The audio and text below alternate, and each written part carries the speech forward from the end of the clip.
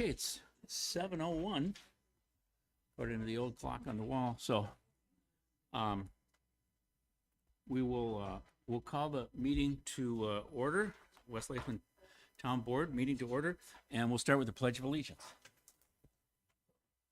I pledge allegiance to the flag of the United States of America and to the republic for which it stands, one nation, under God, indivisible, with liberty and justice for all. Thank you very much. Let's see, first order of business is a public hearing regarding a proposed, a town board approval of a proposed accessory structure closer to the road than the home located at 2148 Olean Avenue North. And I understand someone from, maybe, is it Northrop Remodeling is going to speak to that? Okay. So if you want to take the podium there and state your name and position and so forth for the record, and then present the proposal. Yeah, so my name is Chris Gross. I'm a project manager for Northrop Remodeling, and we are hired by Arthur Paget to build a garage, detached, just like the plans here that show. Okay. And you want to tell us a little bit about, what's planned here? Yep, so we're building a 24 by 25 garage, as you can see on there. We're going to match the exteriors, like the roofing, the siding, so it's going to look pretty similar to the house, like it was built like that. Okay, same materials and colors? And Yeah, yep. Okay. And who, is it you or the landlord that'll speak to kind of the issue of why it would be impractical to construct it not, further from the right of way? Well, we got need access to the garage or the driveway. We have a well that's placed in the back there. If we could scoot it back a little bit, and then the garage door would be interfered with the other door. So I see. Okay. All right. Let's see. Do we have any input from the Planning Commission on the request, or have you folks reviewed this, or do you have an opinion on it?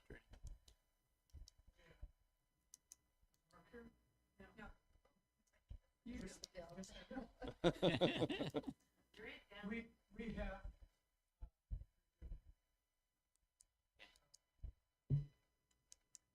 there. You mentioned the well being right behind the location. That's can't move wells, and the high tension power lines are in the back, which are not buildable underneath. So that's another thing that prevents you from moving it to the backyard. And I believe the septic system is on the north side of the house. could you? Yeah, in the picture there, just to the right of the existing house. Yeah, so that cuts off your access to the backyard there. It's pretty well locked into that spot.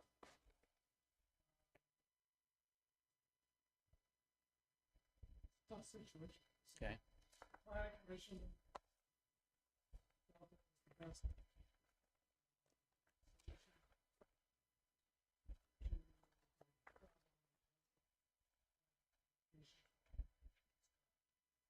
All right. Thank you, Del. I didn't on the map. I didn't see the high tension lines depicted, but they are immediately behind the house. Is that? Yeah, they're behind the house. I don't know how far they are, but Okay. All right. The easement's like half their yard. Oh, it is. Okay. Maybe it's depicted here and I just don't see it. Okay. the wires are there, you just can't see it. Yeah, the wires. But as Rachel was saying, there's an easement, she said, that covers quite a bit of the yard too, but that's not depicted on the map. Okay, that's right. The kids call it no man's land. Yeah. It backs up. On human nights, they crackle. But anyway, okay, so do we have any comment from the public regarding this proposal, since this is a public hearing. Any comment? Any input? Okay. All right. Any other comment from the public at this point? All right, if there is none, then if anybody's got anything to add, please add it now. Otherwise, we'll. Do you have we can anything to close add? Yeah, I think, yeah, it. Okay. So we can close the public hearing. And I think we might probably just as well proceed to a vote on whether to approve this. Go ahead. Mr. Chair, and Board, you do have a resolution approving it in front of you, 2025-16.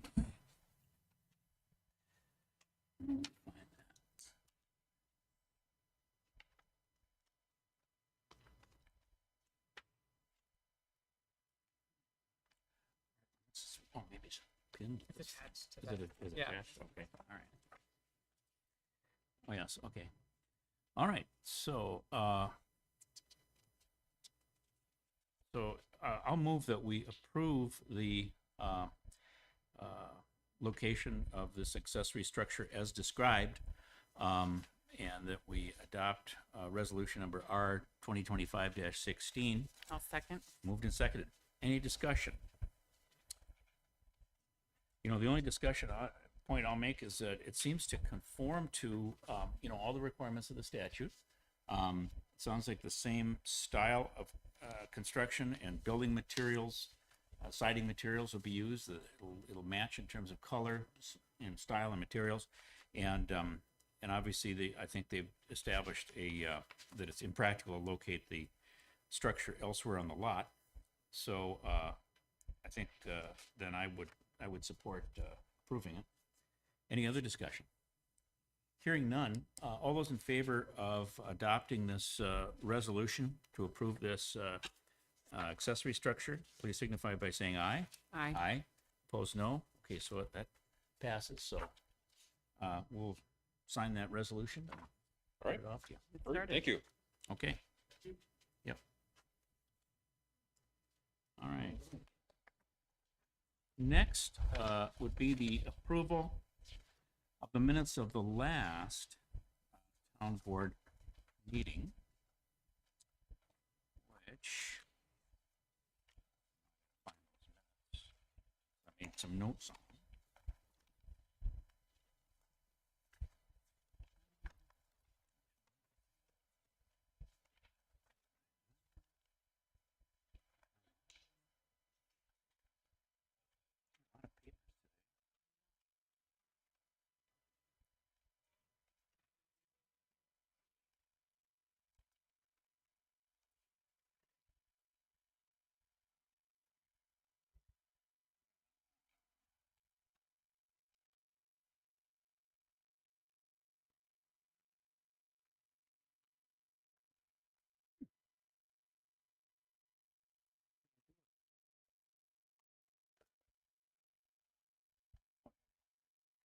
Stuck it in with that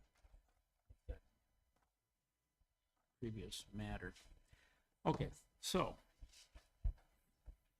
the corrections that I would make to the draft minutes would be as follows. Top of page 2, first line, Mr. Isaacson noted there is an on-site representative to verify, instead of just verify the work. Then also on page 2, under town hall sign repair, second to the last sentence, I would like to add the words, okay, so it says Chairman Moosbrugger moved to accept, and I'm going to insert the words to be authorized to accept. So the words to authorized to accept. I would insert those words.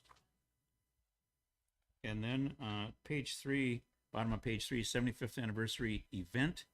I think it was Mr. Steve Johnson who presented the brief history. What's that? Yep, that's no problem. Steve Ebner's probably be a good historian too, but he's not the one that presented it. Right. All righty. So those are the only corrections I had to the minutes. Anybody else got any? You covered them. Okay, so I'll move that we then approve the minutes as amended for the June 9, 2025 board meeting. I'll second. Moved and seconded. All those in favor say aye. Aye. Opposed, no. Okay, so those are approved. Thank you. Let's see what's next here. Marcia Olson, Treasurer's Report. Hi, Marcia. Hello. Okay, the financial report. For the month of June, the township recorded $5,172,143 in receipts. And of those receipts, $5,140,307 came from Robert Baird. That's our bond. We received the money for our bond. And $16,011 was from Stensland Inspections. $3,200 is driveway escrow, $500 well advisory, and $240 for utility permits. The township paid out $602,155 for the month of June. $8,153 was for payroll. $9,000 was for our audit from Abdo. $44,954 is from the city, for the city of Bayport. $63,916 went to Bolton and Mank. $4,846 went to Braun to Construction. $11,337 went to M&S for stump grinding in 2025. M&S tree removal. I think we all know that, right? Yes. And $424,397 OMG Midwest, Minnesota Paving for our 2025 street projects. And $13,750 into Stensland Inspection. $3,153 went to TLC Legal. And lastly, $7,140 went to Tennis Recycling, bringing the total cash and investments to $7,500,025.26. An interesting note here is our 4M fund, just for the half, of June. So June 12th through June 30th, we earned $11,679 in interest. That was a hefty Good. So that's revenue. being invested in interest-bearing Mhm. investment. That's good. Yep. All right, thank you. I will move acceptance of the treasurer's report and payment of the bills I'll at second. this point. Moved and seconded. We'll need a roll call, I think, for that. Aye. Aye.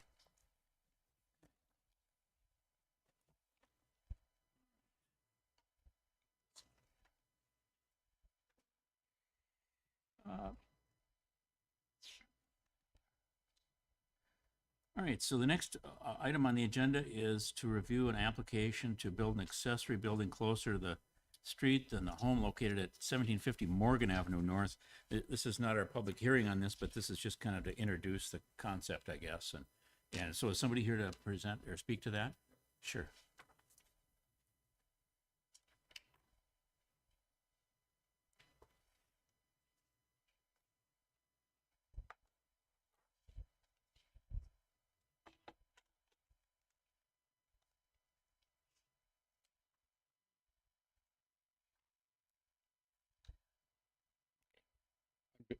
I'm Bill Kunze, owner of the property. We're just coming in with this, since we live on a curved lot, we actually came to the planning commission last month with the question of what's considered the front yard on our property. And if where we're proposing to put our building needs a variance to begin with, or if it is already meeting the requirement of being on the side of the property and not in the front yard.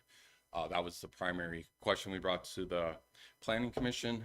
Their recommendation was to start the process here with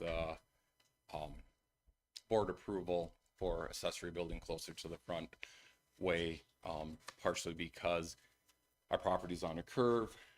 Likely, if this was a regular corner lot, it would be a non-issue because of, where it's located.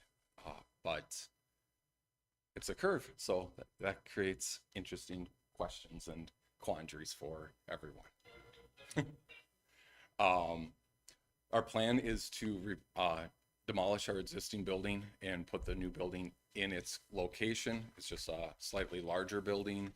Therefore, it's going to be significantly larger, actually, but it will therefore, as a result, be a little closer to the road than the existing building is. The existing structure is already probably, I don't know when it was built by or installed by previous owners, so I don't know what they did or did not do for permits and variants. But its distance is probably already slightly closer to the road than the closest point of the house. But that's whatever happened in the early 2000s. Okay, yeah, so, and, you know, a couple of considerations that we have for these. First, we asked the landowner to demonstrate that it's not practical to locate the structure further back from the right-of-way than the primary residence. And I'm just it's not evident to me from the map, from the sort of the site plan that you provided, why that would be the case, but maybe you can tell me why that is the case. Yeah, so if we were to put the building back the full 80 feet, we end up having to regrade probably half of the yard, half of the lot, because there would be a 5-foot grade difference from the northeast corner to the southwest corner of the building. There'd be 5 feet of fill to be brought in, and then have that graded out across the property, which would likely disrupt water flow to the rest of our property and also probably change the water flow to our neighbors. Our property in general, it's kind of like a funnel. So everything from the road just is kind of all funneling back to the back corner point on the lot. Okay, and another consideration is that the ordinance requires that such structures that are closer to the right-of-way than the residence be constructed of similar materials and colors and architecturally similar and so forth to the primary residence. Okay. And if my correct in understanding, this is just probably strictly a steel Right. pole structure? Yep, that we are proposing to say a standard pole structure. Standard pole structure, right, but that would not be, the thing that might concern me about that is that it's not the same, you know, kind of architecture, siding, color, et cetera, as the house, which is required by the ordinance. It's just, it's a concern to me anyway, that doesn't comply with the ordinance. That the ordinance that allows an accessory structure closer to the right of way. It's the same color of your house though, in your house brown? It's a complementary color. So our house currently has green trim in its cedar siding, is a brown cedar siding. And so it's we decided we're right now proposing it to be a beige color with blue. And the intent will be to also eventually reside the house and repaint the trim to a blue shade instead of the current green. What does the ordinance say? Well, I don't have it in front of me, but I guess we can. Design, materials, exterior finish, and colors of an accessory structure shall be similar to or complementary of those used in the principal residence. Doesn't say anything about the neighborhood?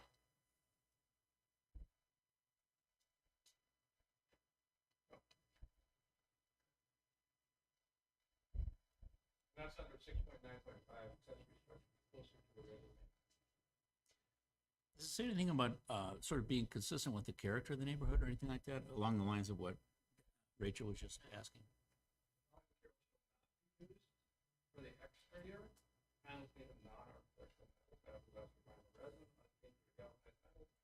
plastic, tarps, canvas, and vinyl, or non-exterior grade plywood.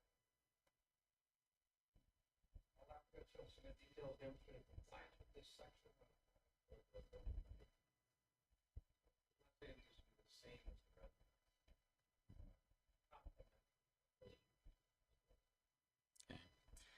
Once again, though, what gives me pause is that, and I mean, we can have a public hearing on this and, you know, go through this in kind of greater, I guess, depth and detail, but, you know, that neighborhood there, to me, this looks kind of like an agricultural building, like an agricultural pole barn, basically. And that neighborhood looks to me, like a kind of an urban neighborhood. People are mowing their lawn right down to the street, and you know, kind of the yards are kind of nice and so forth.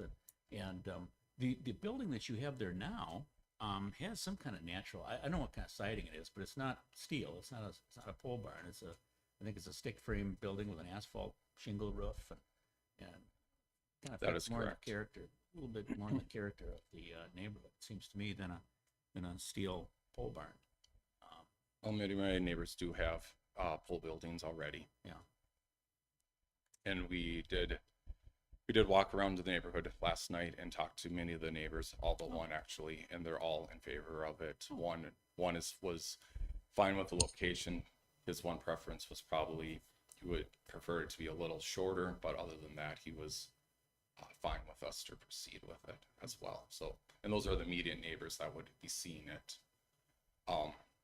On that note, kind of the irony is if we were to put the building in another spot in our lot, regardless of the grade portion, I think it would actually stick out more than it does where we're proposing to put it, and actually would be more intrusive to the neighbors, ironically.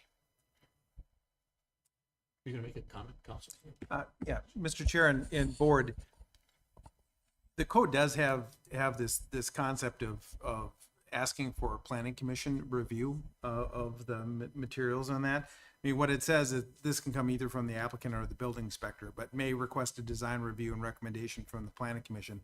I don't know if you think that's appropriate here, but if the idea is that this is going to the planning commission at its next meeting, that certainly could be a conversation with the planning commission, and the planning commission can certainly make its recommendation on whether they think this meets it. Oh, you already have? Okay. Although there's another, because as you know, there has to be a hearing on this, so this Yes. is going to wait till the August meeting before you can act on this. Correct. So there'll be another planning commission meeting, so if this is an issue that the board is concerned about, you certainly could ask them to give it another look. I'm not suggesting that's what you need to do, but that's just an option. Well, I think it might not be a bad idea. Take another look at it in view of some of these difficulties and another thing is, I wonder if a variance is required because of the setback from the road. So there'd be the variance, there'd be the non-conformity with the ordinance that talks about structures closer to the right-of-way than the primary residence. It's 50, we're 52 feet back, setback's 50 feet from the front. I guess the question primarily is what's the different definition of front yard by the ordinance? Yeah, why is that a question? Because Front setback's different. the than front side. setback is 50 feet, the side setback's 25 feet. Oh, I You see. meet the 50 regardless. Okay, I do meet the 50 regardless, yes. all right. But so But if that's considered the side yard, then if that's considered the side, where I'm proposing to put it is considered the side yard, public hearing is not needed. Right? So whereas on our curved lot, what's considered the front yard and the front right of way?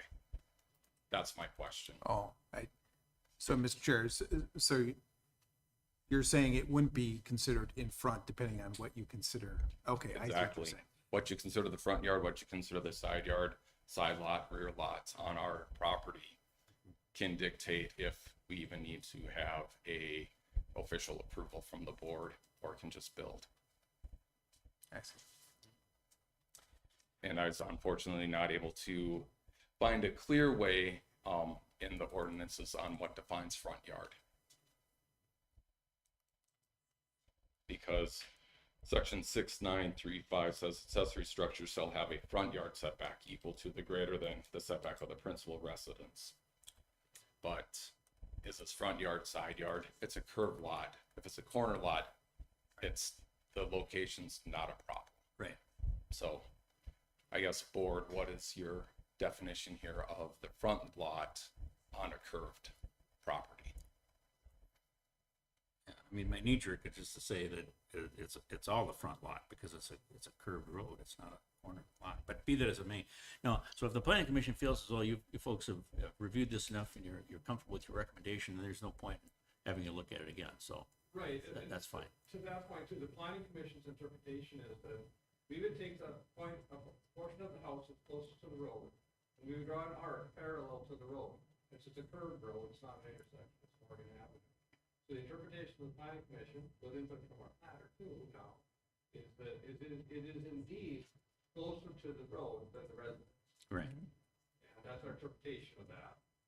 But the planning commission has moved to recommend approval of this because it's allowed to have a structure beyond the road with a public hearing and board approval. And the concern is that it's a rather large building, right? It's a rather large building, and the consideration should be taken for input from the neighborhood. And if you look across the road, of course, there's 3 other residences, very large outbuildings that are maybe similar in character, I don't know. But our recommendation was to take it to the board and then to a public hearing and get that input and move forward with concerns. with any concerns. Okay. All right. Thanks. Thank you. All right. Well, we should, I'll move that we set this on then for a public hearing at our August meeting and proceed to consider it at that point. I'll second. Moved and seconded. So all those in favor of setting it on for a public hearing next month, please signify by saying aye. Aye. Aye. Opposed, no. Okay, so we'll have a public hearing at the beginning of our August meeting, and you can. Can you bring we'll- pictures of your house, your existing house? Would you like those submitted ahead of time or just the night of? No, just night of, I think. That'll be helpful. All right, thank you, thank you. Okay. Let's see.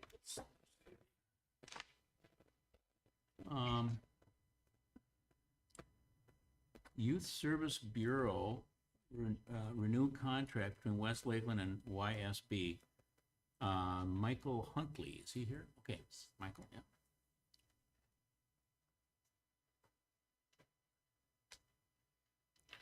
Good evening, Mr. Chair and board members. Is that? That's right. Yeah, thank you. And residents of West Lakeland. I appreciate being able to speak to you tonight about Youth Service Bureau. We appreciate your support. In fact, support from municipalities is necessary for the success of our operation. And I'll tell you a little bit about that tonight. My name's Michael Huntley. I'm the Executive Director of the Youth Service Bureau. I've been with the organization since 1989, and I'm still here because I love what we do and what we stand for and the purpose we serve in the community. Some of you might be familiar with Youth Service Bureau, and for others, this might be new information. We are a 501c3 nonprofit organization that has been operating since 1977. We have an office in Stillwater, an office in Woodbury, and an office down in Cottage Grove. And we provide services from all 3 locations. And the purpose of our organization is to provide a variety of early intervention and prevention services to the youth and families in our areas. And we're the only organization in our areas that does this work exclusively with youth and families. Our services include diversion, family counseling, school-based chemical health support, youth and family education, and a military family support program that's actually undergoing an expansion right now. And when we're all done, it will be renamed the First Responder Family Support Program. We'll be including firefighters and law enforcement in that. We have strong partnerships with the local schools and with law enforcement. And the financial support we receive from municipalities helps us keep our fees affordable and to maintain a sliding fee scale so that families can access services that they're seeking with fewer barriers. We also use those funds to help provide interpreter services to families who need that, and those are at no cost to the families. Last year in 2024, we served 635 unduplicated youth along with their family members and delivered 3,920 hours of direct service. And if anyone's wondering, what does unduplicated youth mean? That's a term that we use. We count each young person only once during the year, even if they receive multiple services. And that's the fairest, most accurate way to count how many people do we serve. And that number does not include the public speaking presentations that our staff will do. And last year we presented to just over 1,500 participants, including classroom presentations in the schools.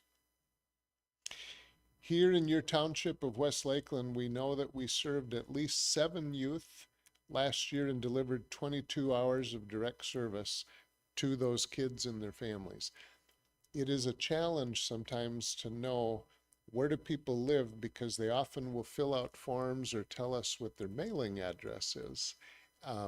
So finding out the actual municipality of residence is a challenge.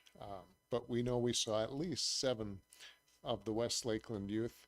And to break that down, 5 of those young people came through our diversion services. 1 came through our school-based chemical health services, and 1 was involved in our family counseling program. We are an effective organization. I'm kind of excited about this, and I want to share some of our results. Our best result, and it's the highest it's ever been, actually comes from Washington County. It's not our own data or our numbers. And we know that 94% of the kids who came through diversion services in 2023 went through the entire year of 2024 without getting re-involved with law enforcement. And that's the best number we've ever had. I think last year our number was 91%.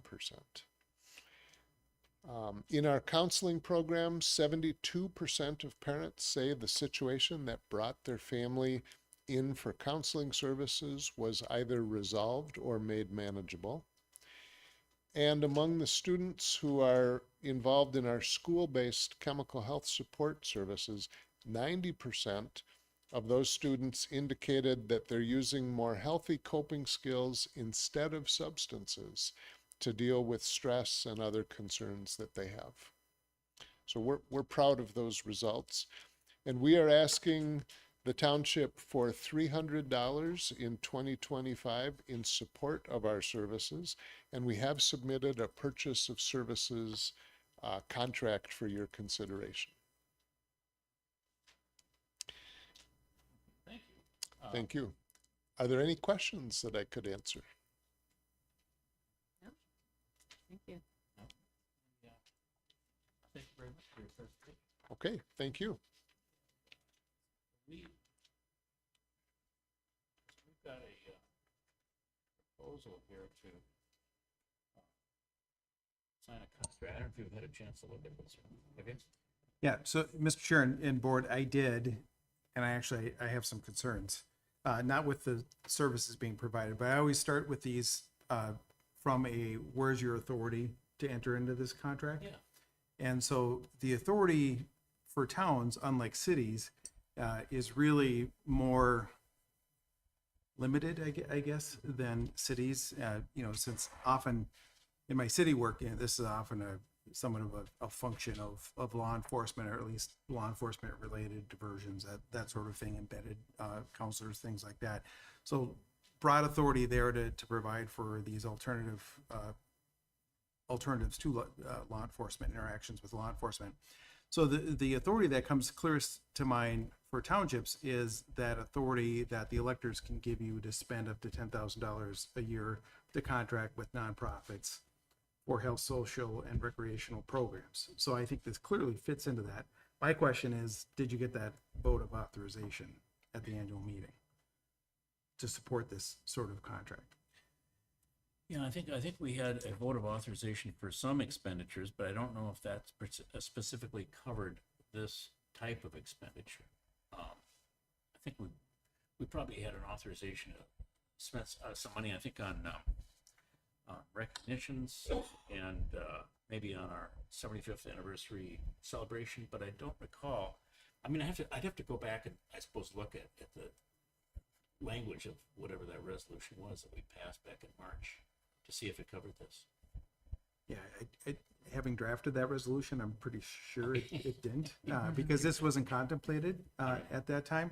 I mean, it was focused more on the recognition and the celebration, as you indicated. So I have some concern just about authority. I think if you had a vote of authorization, there'd be no question that this would be within your authority. So that's an issue. So I really am kind of hung up on that, and I don't know if there's a way you can wait until March, get authorization for 2 years and do $600 or something like that. And then the agreement itself, I have some concerns with. Of course, it uses city instead of town a number of places. There really isn't a term in here to know what length of contract we're entering into.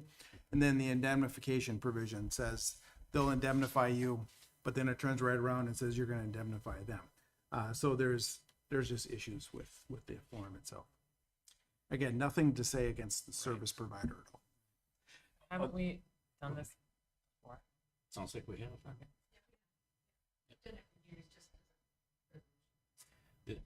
We've done it before, but the question is, did we have authority to do it before without Right. getting authorization at our annual meeting from the electors? And so that's an issue. And as you say, I was reading through this and I was thinking, okay, so this seems like a function of it's a function of the court system in a way, maybe, and something where these services are, I take it these services are provided at the request or maybe direction of the court system oftentimes? Sure, yeah. Sure.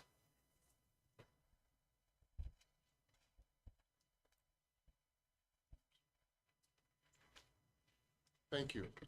I'd love to help clarify this in any way that I can. Sure. Our diversion services are an alternative to the juvenile justice system.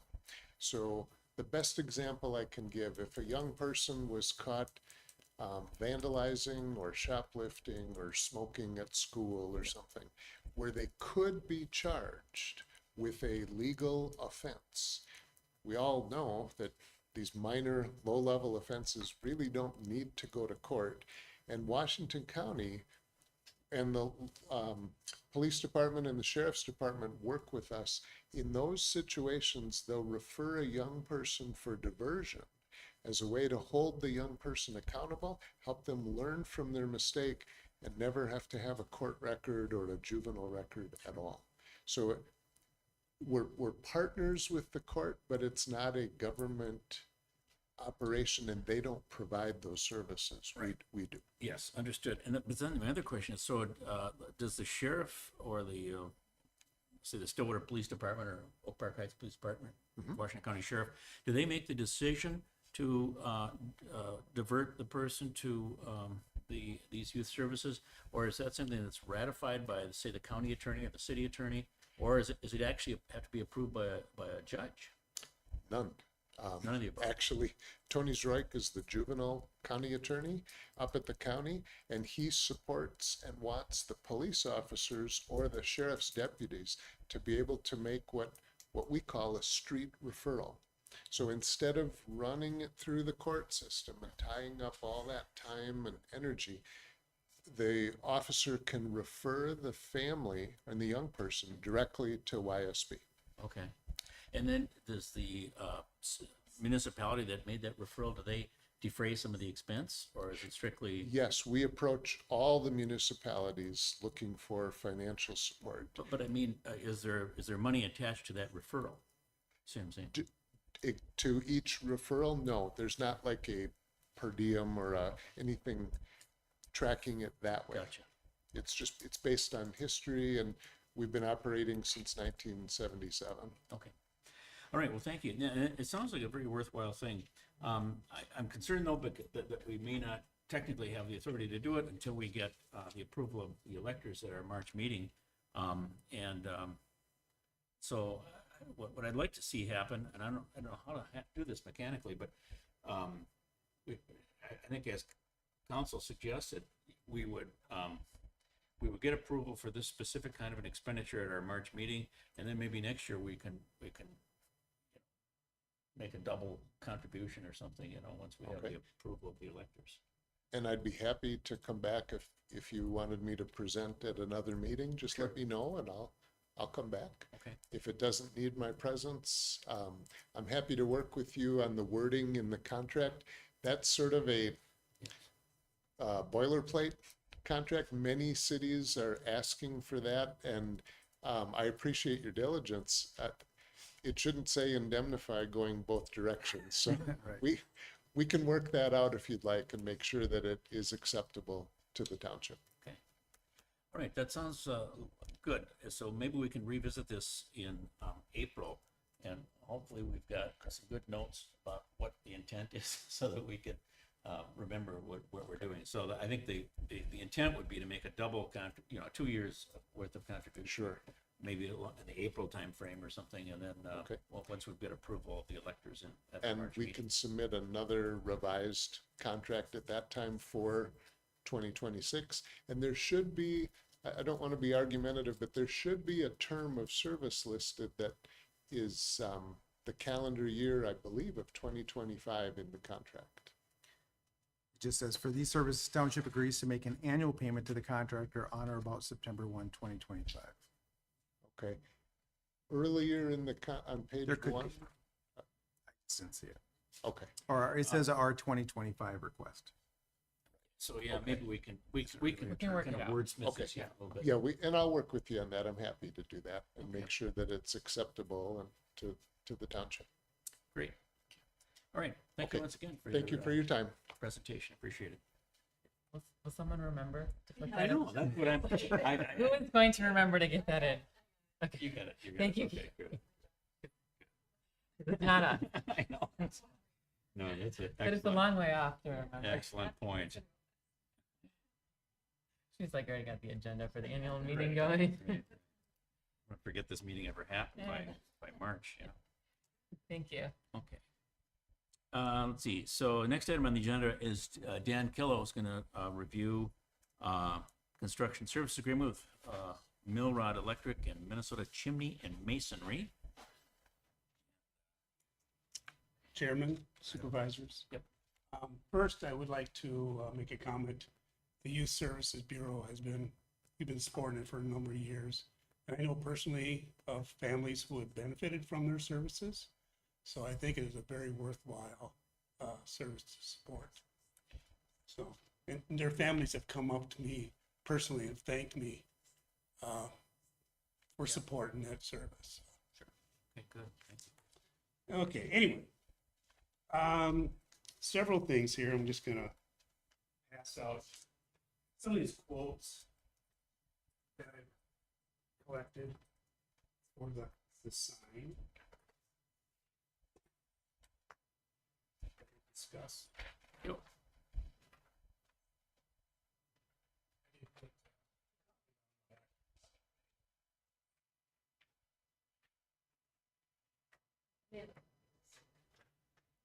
Well, some. Maybe. I don't know. I didn't see what was in it.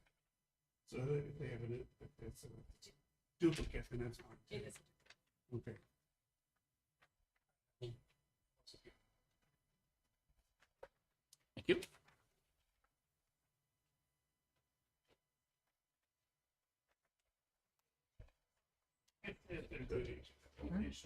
Yeah, I like work with Mason guys. You like this? Well, I like that they put that. Oh, work with the Mason guys. So Yeah, that Mid, language is- Mid-Broad There's a Electric, couple here.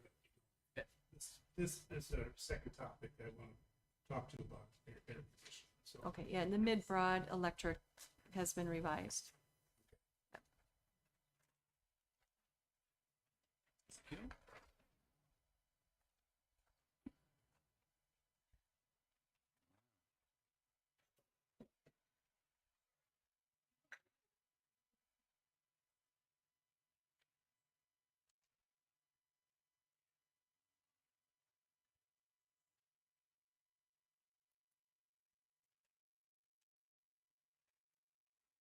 Want some trees here.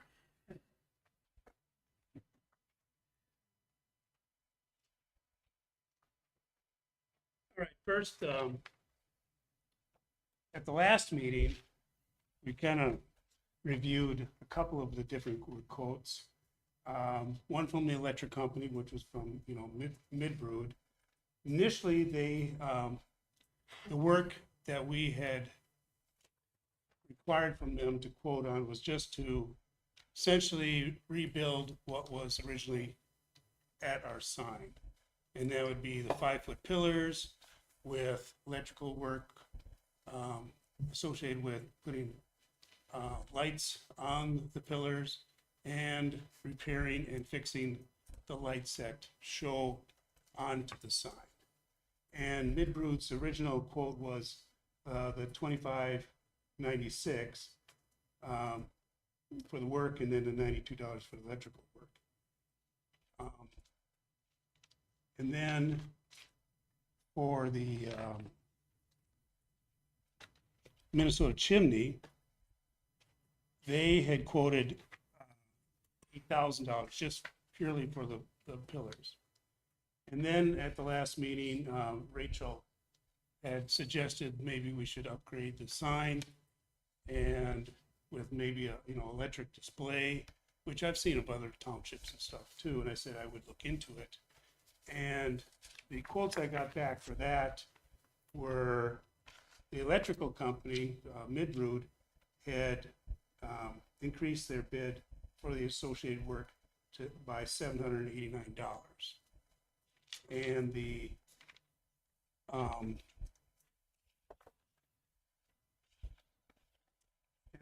well, unfortunately, I did not get a quote back from the concrete work before tonight, but I did get a verbal that concrete work, which would be an additional 3 feet of height to the pillars, was a minimum around $2,000. Did I give you the sign bid? I didn't, did I? No. This was a sign, electrical sign. I was looking through my papers here. I must have left it on my desk. I do not have a copy. Shoot, I didn't bring it then. Yeah. Okay, but anyway, I did look into signs. These are the electrical signs that you see that will, he can do either a static electrical display or a moving display. And since the way our sign is positioned, it's at an angle, so you could see both sides. So you'd have to put 2 signs on to make it work, so people can see it coming from one direction and the other direction. And the signs, I looked quite a few places, and the best one that I could find was around 69 inches wide or long, and about 20 inches in height. And for the reason for that size is because for the distance from the road, they suggested that you'd have to have it that size in order to see it. Okay, so somebody can read it. And that the quote on that particular sign was a little over $3,700. And they're programmable. So you'd have, and they're wireless. So you can program them, remotely. So in the additional cost of putting an electrical sign on our present sign was around $6,500 approximately. So that's the information that you had asked for, and that's I just can present. I'm sorry I didn't have. I know I had the sign quote on my desk, and I was putting my papers together, and I missed it. So, but that's what that cost. So what's the total for just putting the sign back together? Okay, so now what I didn't talk about was the repair of the sign itself, the metal part of it. The initial quote I got from Afton Metal Works was $1,500. For the life of me, I've left messages, phone messages, emails, texts for the past 2 months. multiple, and he has not responded to any of them. I don't know what happened to him, if he got sick or moved away or what, but anyway, so Bill, we had a little discussion, and he said that he would look into possibly he could do it or have someone that he knows could repair it. What's wrong with it? There's only one thing wrong with Oh, it, did you really, take a look at it? I took a look at it. Oh, Yep. There are there are four little ears that come off. What they are is they're square tubing, steel square tubing. Okay.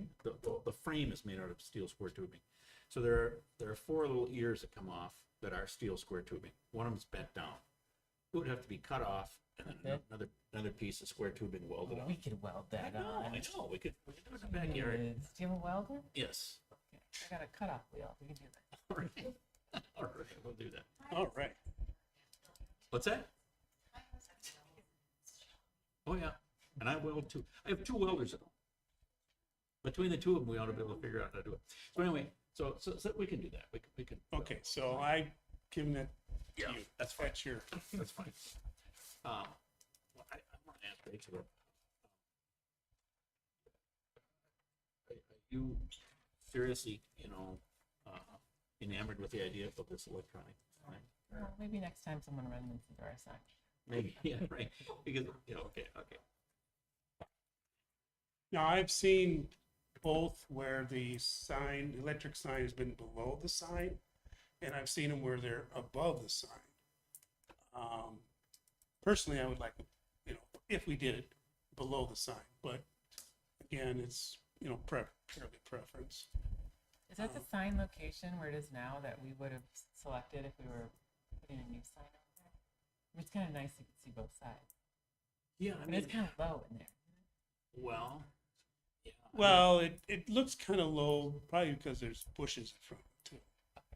I don't We recall. can- If we remove the bushes, then you can see the sign even better. But it looks low, but it's still fairly, I think, Tall enough. easily to see. Now's the time. Want to make it taller? It'd have to be, he said at least a minimum of 3 feet, just to make a combination for that 20-inch. I'm just saying if we eliminate it, forget the electrical sign, but just Raise it up a little bit. I don't. We could do that too. remember. Was it right on the ground there? Or? The from the ground to the bottom of the present metal sign is 18 inches. Oh, that seems a little. So you get 3 feet of snow. Yeah. Oh, whatever. True.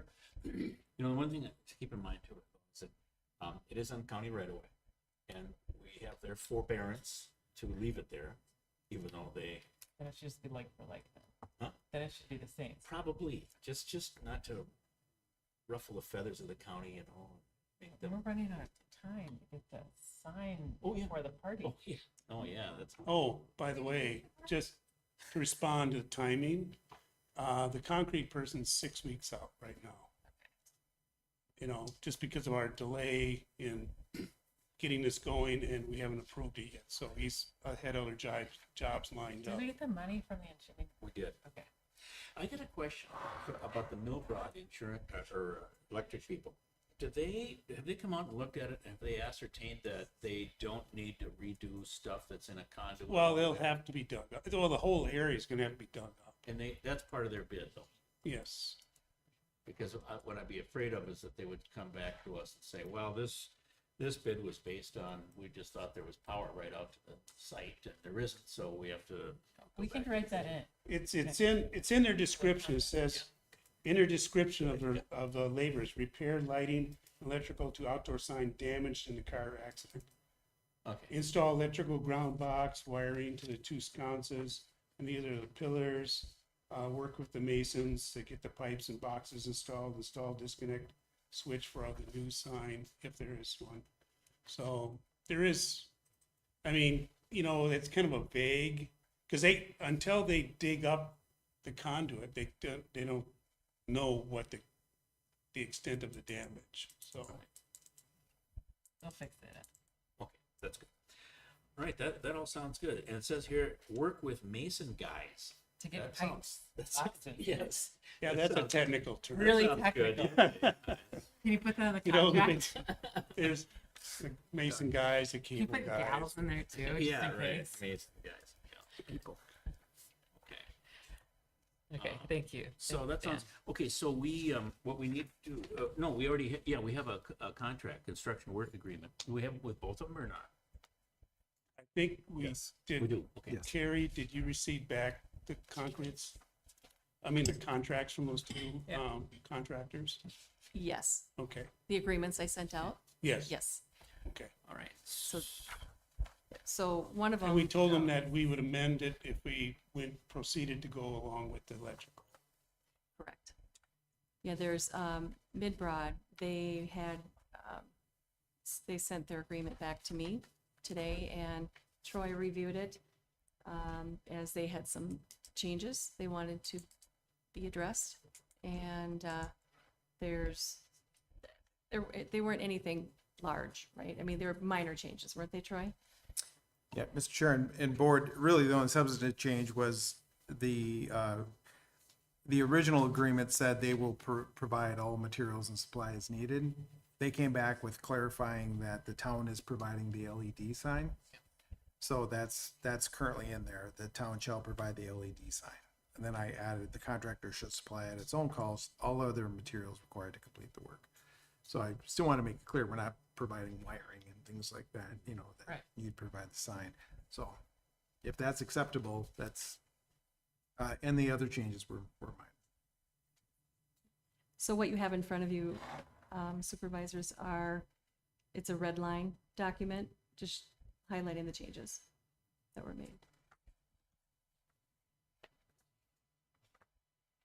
Mr. Chair and Board, the only thing that remains blank in the agreement is I didn't know if you had a specific timeline in mind. So right now it says contractor agrees to complete the work by no later than blank. So we can take that out if you don't have any particular deadline in mind. I just leave it in there as a standard in case there is a specific deadline you have in mind. Well, let's see, the way that it was filled in on the concrete work was 21 days after start. So they're promising to complete their work within 3 weeks, I guess. That's from That- start, but I know from their timeline that they told me last week was their 6 weeks, so it'd be 6 weeks plus the 21 days Right. to complete the process. Start to finish of the Right. project. So that would be in September. Okay, so maybe we could fill in, except I don't know if the contractor agrees to this yet. It's a blank term, but if we said the contractor agrees to complete the work no later than 30 days after start, that would cover it. Yeah. But I mean, can we unilaterally put that in there? Or do they have to come back? So, Mr. Chair, you can, and just with the understanding that if, you know, the chair and clerk are authorized to sign once it's finalized. So it has to go back to them, and if they need to tweak that, then Okay. you still can sign it. All right, well, I think we should move ahead with this then, and, so I would move that we proceed with, contracting with both of these folks to, repair the, pillars and, the electrical work, And authorizing the contracts to be signed once they're in final form. and authorizing these contracts to be signed once they're in final form. Second. Moved and seconded, any discussion? Hearing none, I assume we need a roll call for this. Sure, Chairman Moosberger, Aye, Supervisor Dana. Aye. thank you very much for your We efforts. gotta talk about air conditioners, right? Yes, we do. Yes. Okay. Also at the last meeting, I was asked to look into air conditioning units since we have one failed unit out there which supplies the cool air to the conference room, Carrie's office, and the bathrooms. And I got a couple of quotes, one from Hoffman Cooling and Heating and one from Lakeland Heating and Air Conditioning. Hoffman Cooling and Heating came with $6,683. That includes all the labor and parts. It also has tax included, which I think if whoever we go with, we can, reduce that because we are a tax exempt. Office. The second quote I got from Lakeland Heating and Air Conditioning, and that's for, they gave me two options, a good and a budget. I suggest not going with the budget. I've heard that, it's made with cheaper, quality, parts, and they kind of recommended I shouldn't go with it either, but, budget is budget. They said they throw it in there. We should go with at least the good, quote, or the good, air conditioner, which is, they quoted for $5,229. So that's a difference of about $1,400 between the two. One thing though, an interesting thing is that I remember prior to January 1st, we had looked into this subject matter at that time when we were contemplating replacing the furnaces and stuff. And then we were stressed that by the first of the year, that the new refrigerant would be required, and that it could be anywhere from 15 to 20% increase in the price of the air conditioner. So I went back to the old, the first, I should say, quote of the same unit, and the unit that was quoted at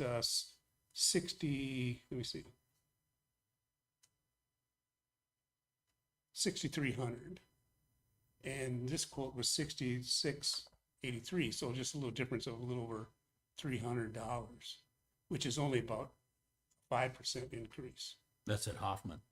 That's from Hoffman. Yep. The other two vendors, I did request I think it was not Twin Cities, Apollo, and I didn't get a quote.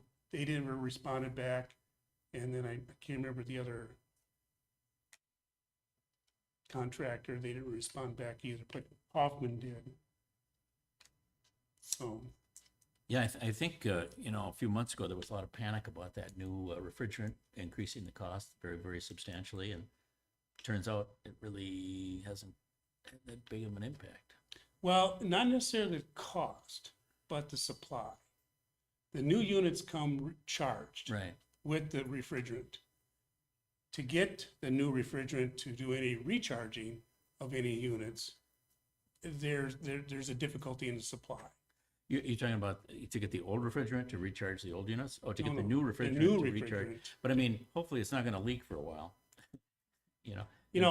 I know, that's just what I was told. Right. It's I'm just sure that- that's true. I'm sure it's scarce at first, but I mean, Yeah. once it becomes, kind of standard, I'm sure the manufacturers of that refrigerant will gear up production and it'll be available. There's probably and you might have to use a little bit of it right now because I think these condensers are probably charged. I think they're pre-charged to service 15 feet of line. And I don't know if we're within 15 feet between the A coil and the condenser or not, but if we're Yeah, not, we they may are. have to add a We're little probably bit. about 10 feet. Oh, then we're all set. Okay. Anyway, So it's something to consider. I didn't say we should. I know I've been in the office and it's been fairly warm. I remember one time when I came in, Carrie and Dell's wife, Deb, was in there working, and she was fanning herself because it was kind of warm in those days. So, and it gets very warm in the entryway there too. yes. And I Yeah, hear- the air supplies that one too. I hear a fan going constantly, but it's not blowing. No, Cold air. the furnace, it says there's a call for cooling. Right, there's a call for cool air. So the blower's it always starts up the blower, but there's no coolant. Right. Since there's no coolant, there's no Can we cool air. get an air conditioner? I think we should. Okay, let's do it. So, I will move that we go ahead with the purchase of this good, so-called good air conditioner from Lakeland The and carrier one, the right? carrier. one. Yes, Okay. And then we proceed with having you, initiate that purchase. do you want me, well, essentially, we're gonna need another contract from Troy to give to this contractor to be approved by the board again. My question is, do we want to approve the purchase of this unit provided that the contract is, well, I mean, given to them, and then Troy approves it once it's come back with signature outside the meeting. What do you think is required? So, Mr. Chair, I think you just approve making the purchase and entering into the contract for it. I mean, so the contract piece of this is the installation, I assume? Yeah, Yeah, so, frankly, you can just move forward with it, just saying, understanding that the contract will be prepared and executed, like you say, outside of the meeting.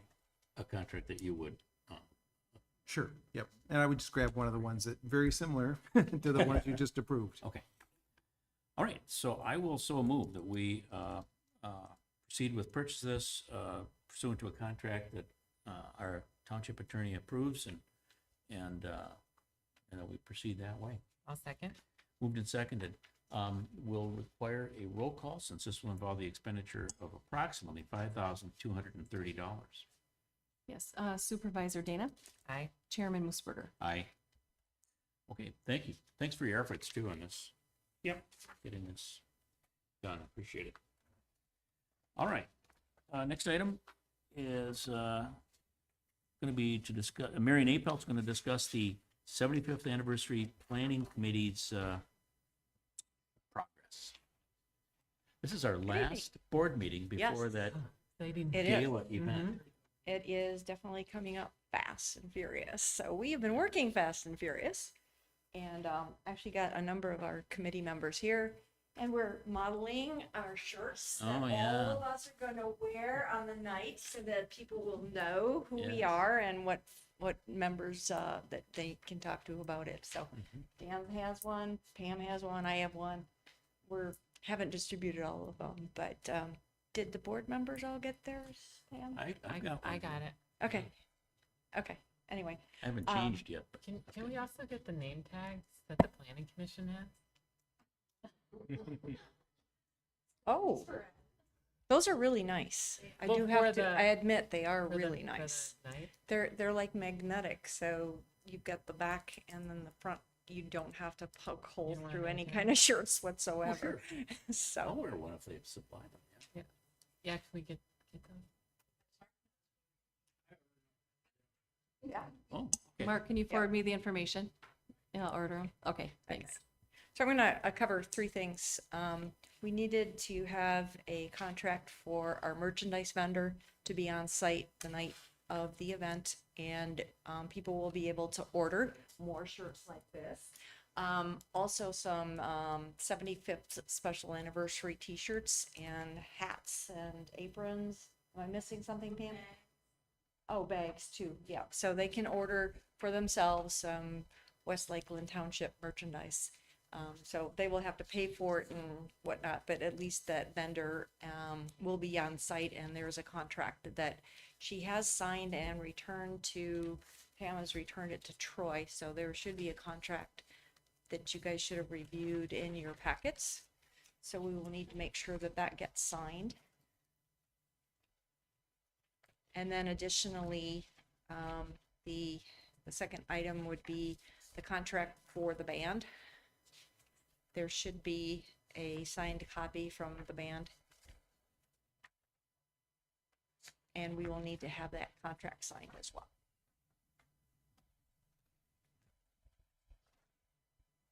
Did you guys find it in your packets the- at all? Okay. Merchandise vendor and musical performance services. Was there another one? No. Oh. The last thing is just an update on all of our plans and what's coming together, so. Okay. Well, so let's go ahead and take those.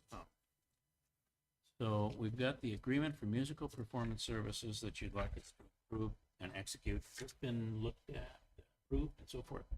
Yes. Okay. I'll move that we execute this agreement for musical performance services for the 75th anniversary celebration. I'll second. Moved and seconded. Any discussion? Hearing none, roll call vote will be required. Supervisor Dana, Aye. Chairman Musburger. Aye. Okay, so we will sign that one. And then the other thing is the merchandise vendor agreement. Once again, have you had a chance to look at this one? I did, Mr. Chair, though I do have a quick question. I noticed, and maybe this is just, I just grabbed this from my system, so I don't, maybe there's numbers filled in on yours, but I had blanks for the hours Yes. for I the do. sales. Are they filled in on your? No, they're not filled. in. Okay. So is there just, I mean, it could be the whole event at So should we? 4 to 10, Support it. 4 to 8? Sure. I just, put some idea on it that, so we just put in 4 to 8. 4 o'clock to 8 o'clock. Okay. And Uh, there is no cost to the township for her to be here, so it probably just needs a general vote, not Okay. a roll call. All right. So I'll move that we execute this vendor, merchandise vendor agreement with the understanding it does not involve any cost on the part of the township, and with the understanding that the hours that we're specifying, it would be 4 o'clock to 8 o'clock PM on the date of the event. I'll second. Moved and seconded. Any further discussion? Hearing none, all those in favor say aye. No. Okay, so we'll execute that agreement as well. And you have more for us, Miriam. Just sort of a rundown. And a question that did come up really recently in listening to some of the conversations. No, we had a separate one for the musical performance service agreement. That was a roll call. It was approved by a roll call vote. And the one that we just did with a simple vote of the board was the merchandise vendor agreement.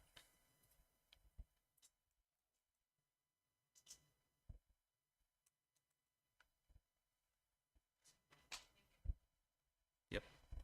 Go ahead, Mary. Okay, so we are getting Jordan Meats to cater our picnic dinner, which is hot dogs, brats, pulled pork, chips, and coleslaw.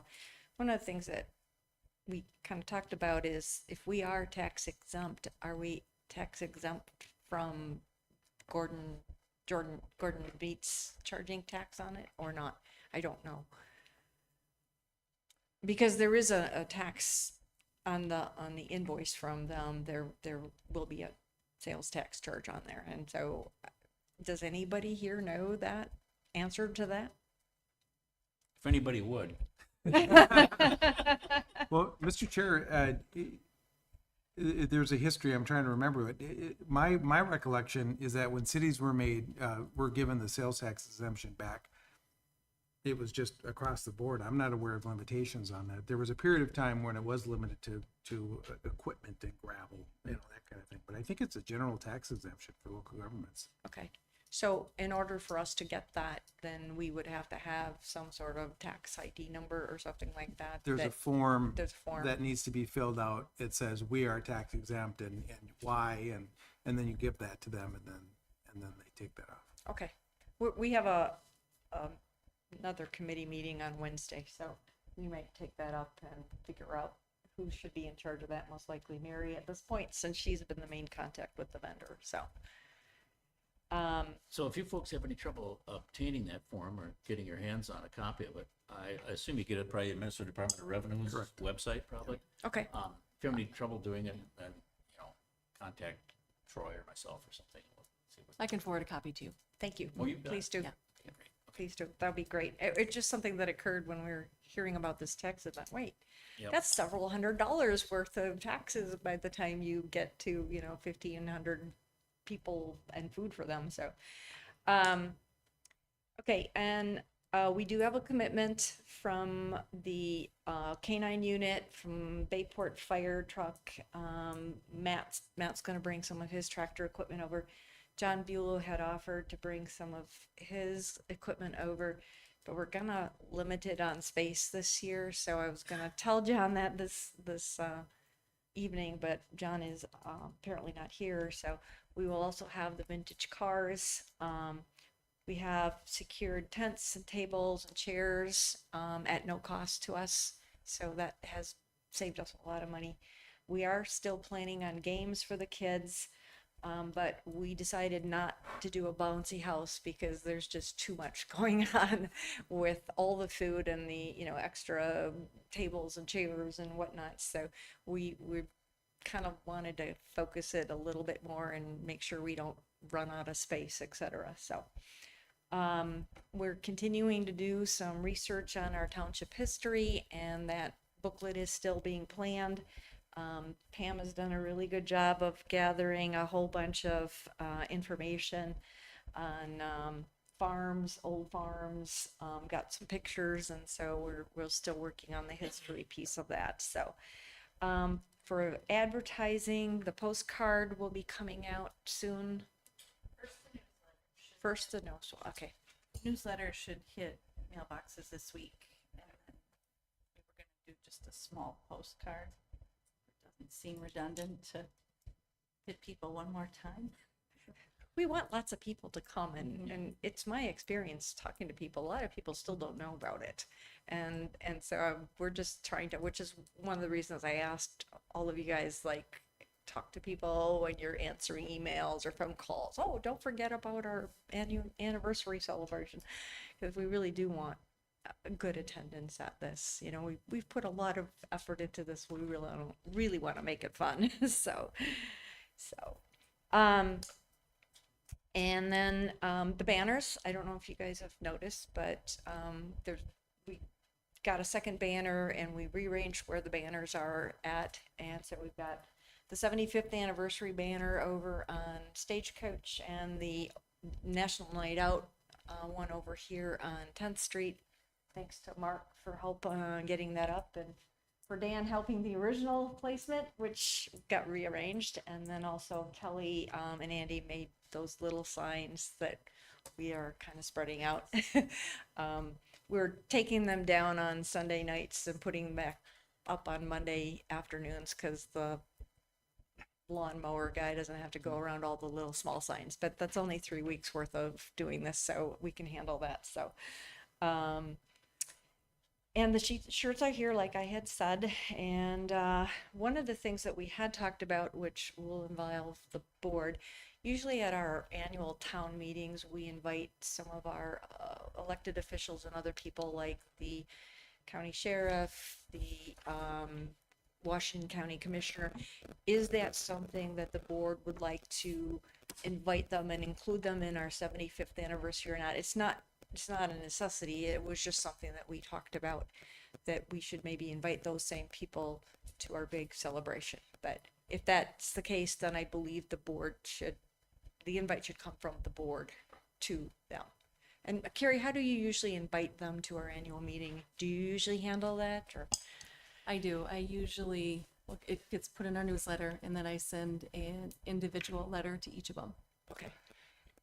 I mean, at the And that's annual- just a thought. Yeah, right, yeah, and it's probably not a bad idea to invite them, but just to extend that, friendly, invitation. But at the annual meeting, we're inviting them to speak. Right. And I think there probably is enough activity here already that might be Oh, yeah. superfluous. Yeah, it would probably be just an invite, not a Come on speaking over thing, and, just attend. party.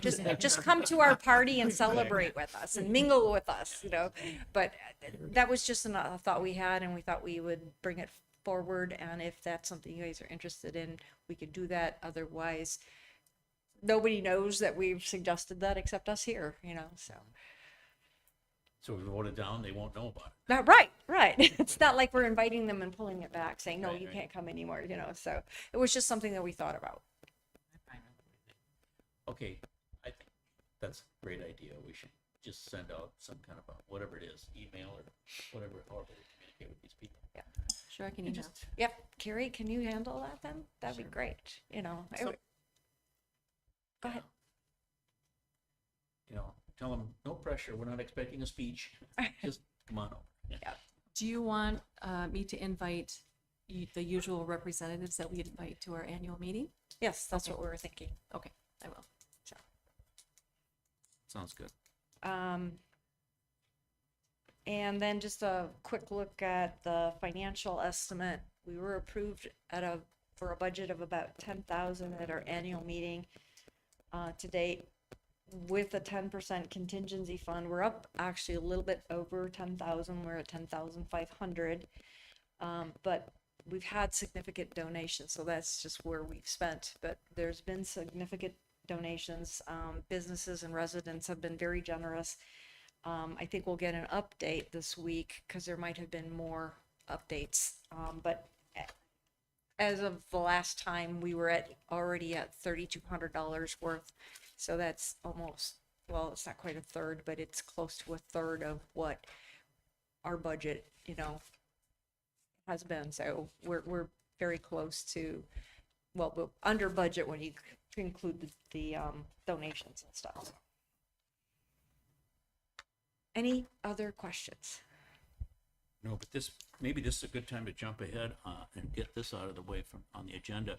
We've got this resolution accepting donations for the township's 75th anniversary celebration from Wholesome, I think it is. Yeah. And maybe this is just a good segue to jump ahead and approve that resolution. So I will move that we approve Resolution R 2025-17, which is a resolution accepting the donation of $1,500 from Wholesome, which is a gravel pit Scrap. operation here in the township. Aggregate. What's that? Formerly aggregate. Okay. But now formerly Wholesome. Their name changed again, but whatever. We'll still take their money. Okay, moved and seconded. Any discussion? All those in favor say aye. Aye. Aye. Opposed? No. Okay, so that resolution will be approved. And thank you. Anything else? No, I just want to reiterate, please, please, please tell everybody and your neighbors, etc., about the party. So, thank you. Thank you for all your Yeah, work. thanks for all your Marion, work. I just want you to know that I'll be sending out a code red message this week. Oh, good. Yeah, and then again, when it gets closer to the event. Yeah, that is the other thing we asked Carrie to do, is to send out a code red message, soon, and then again before the week, just to try to keep it on people's minds, because I think people get so busy and it could get forgotten. So, thank you. Thank you. Thanks. All right, next item will be the discussion of the 2025 street improvement update, and I think a request to approve a payment on that, and that we'll hear from Chad Isaacson, Bolton Mink. Thank you, Mr. Chair and Board, for introducing the topic. Quick update on the project. Construction's proceeding into the third phase. They should be paving hopefully the first course of that area this week, weather dependent. They've largely cleaned up phase 2, and they're looking forward to starting on the Neil Nolan 20th stretch, hopefully early August or later this month. Did meet with, followed up on a property owner kind of suggestion of a drainage issue along Nolan Avenue near Greenwood. I met with the chairman out on site to kind of review an area that doesn't really have an outlet for water to go, and under large rain events or snow melts in the spring, it does overtop the road. That was confirmed with a survey of the area. Potential remedy to that is just south of Greenwood, the North Greenwood connection. There's a driveway that does not have a driveway culvert. Installation of a 15-inch driveway culvert would be a point of alleviation of the water before it would overtop the roadway. So that is something that we're pursuing, getting changed into the contract as a response to that drainage concern. Okay. Now, does that require any additional expenditure and or any kind of a action on our part, or is that just folded into the project, I take it? It will likely be very within the project contingencies that have already been Okay. authorized by the board. All right. If you're comfortable, I'll just be working with the contractor on that pricing. Make sure Perfect. it's appropriate and proceed with the work. Perfect to address it at the same time we're doing the work on the road too. I mean, it just all makes sense. Right. Okay. So I don't know if any board member has any question regarding the project, otherwise I can move into the pay request. Okay. All right. Next item is approving pay request number 2. So this covers work done largely within the month of June. Pay request two is in the amount of $789,349.31. To OMG Midwest Minnesota Paving and Materials. Per the contract, we're still retaining 5% of the total work done to date, which is $64,355.08. Payment is recommended and within the scope and budget as authorized. And the inspections have all been satisfactorily Yes. passed? Yep. Okay. All right. So I'll move then that we go ahead and make that payment number 2, as requested by the contractor and as recommended by our engineer. I'll second. Moved and seconded. So this is going to, is there any further discussion? So this will require a roll call. Supervisor Dana, Aye. Chairman Moosberger. Aye. All right, thanks. Anything else, Chad, on this topic? Not at this time. Okay, thank you. Appreciate it. Okay, so the next item on the agenda is a discussion of a couple of different issues here. I think Carrie was approached with a request for what our policy is with respect to surveillance cameras. In particular, this entity was curious about would any permitting be required or would it even be allowed to mount a surveillance camera to look for fire detection purposes that would have a wide view of a large part of the township and residences and businesses and so forth therein. And it's not an allowed use in, I think they want to put it in a highway commercial district. I'm not sure, I think it's a highway commercial district, right? Correct, and attached to the Verizon cell tower. Verizon cell tower, okay. What entity? Yeah, what is the name of the entity? DNR or this No, it's not the DNR. or is it It's a like private company private? that wants to put a surveillance, kind of a wide area surveillance camera on a cell phone tower. And ostensibly for the purpose of fire detection, but I suppose the camera could potentially visualize all kinds of things, all kinds of people. And we don't seem to have, we don't really have in our ordinance right now, that's not an allowed use.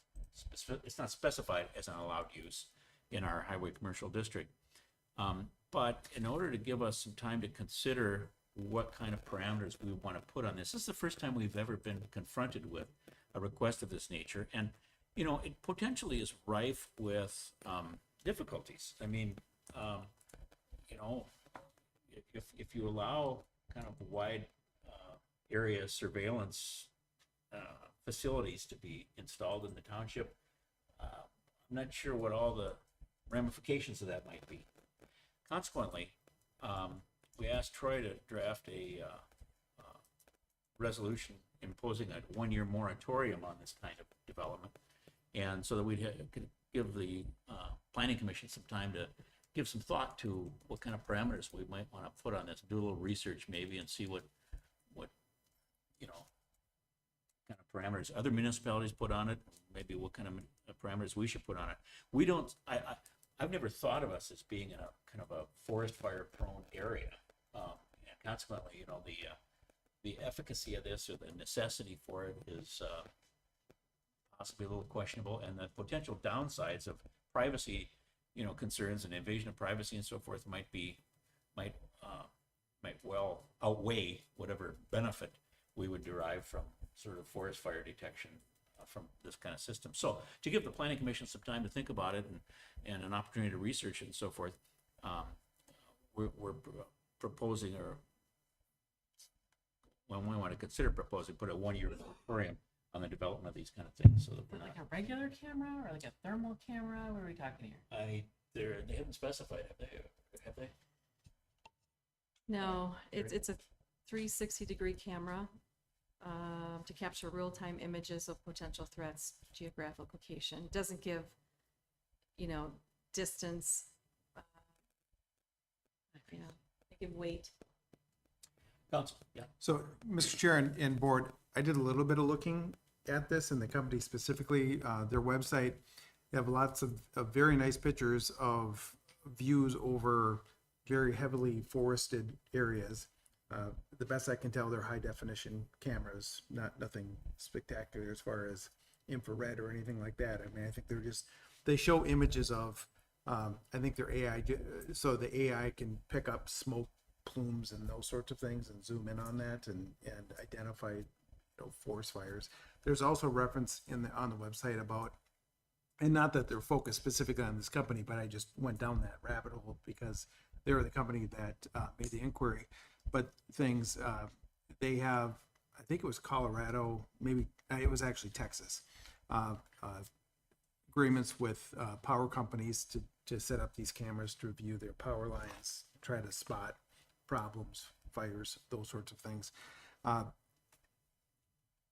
I don't think that this is a permitted use, because but then again, cameras really aren't viewed as an independent use typically. And so I think if the town board is inclined to say, we need to look at this before we allow these things, or if we allow them in the town, that's where I thought rather than arguing over, are these allowed or not, let's just make it clear that they're not allowed. And we're going to study them and determine if we are going to allow them, what sort of parameters or what sort of performance standards, that sort of thing go along with it. Because as you pointed out, Mr. Chair, I think there's a lot of privacy issues and concerns associated with that. This isn't those pictures that were on the website where it's vast forests where there isn't a resident to be seen. That's just not the situation here. And so how does that, I just think there's a lot of questions that would need to be answered to even just get your arms around what this use looks like, what the implications could be for the town. So that's what this attempts to get at. It directs the planning commission to conduct a study. I would encourage, this is not something I've written before. I've written a lot of moratoriums, but not specifically on this sort of thing. So if you don't mind, Mr. Chair, I think if the board is inclined to move forward with this, let's take a little bit of time to look at the definition and some of the other things I can walk you through if you want me to do that now, or if you want to wait for something. Oh, no, sure, yeah. Okay, so the big thing always whenever you put in place an interim ordinance is the term of what you're actually affecting or limiting is important. And so the term, the definition I came up with, first term at large area observation camera facility, because even though this came in as a fire detection device, it really, as I learned from the website, can be used for other things. So I didn't want to limit it to fire protection. Sure. The thing is, the way it's defined right now, and this certainly can be changed by the board, means a camera or video system placed on tower pole or other location that allows the user to observe an area on the ground up to, and frankly, this is just a number I picked, 1,000 feet or more beyond the location of the camera.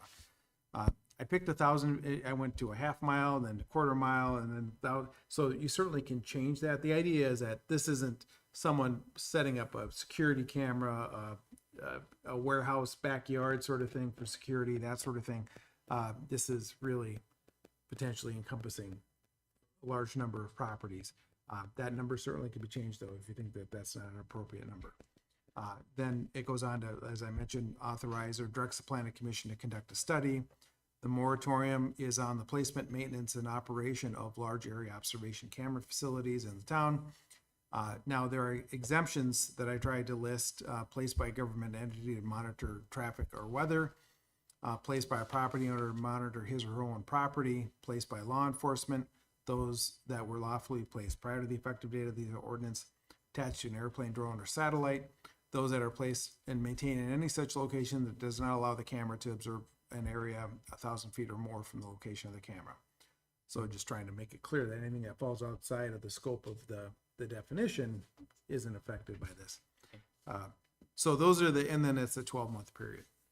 So those are the things that I would encourage you to, as a board, to consider and discuss, and direct me if you want any of those items changed. That sounds reasonable, yeah, and I see what's important is you don't want to tell people they can't have a Ring doorbell, you know. No, clearly not. But right. but this is crafted, narrowly enough that I don't think it encompasses that kind of use.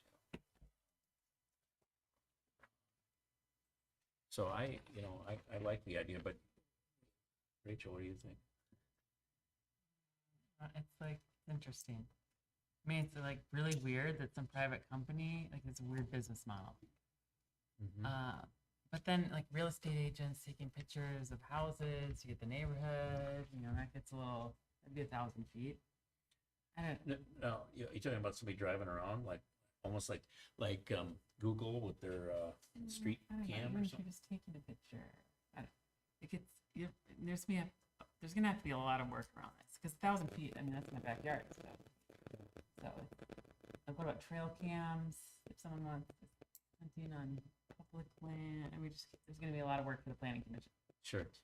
Well, that to me, that's a recommendation and a reason to do the moratorium, to give them some time to think about it and research it and decide what the parameters ought to be. Yeah, It's kind of weird. It's a weird request.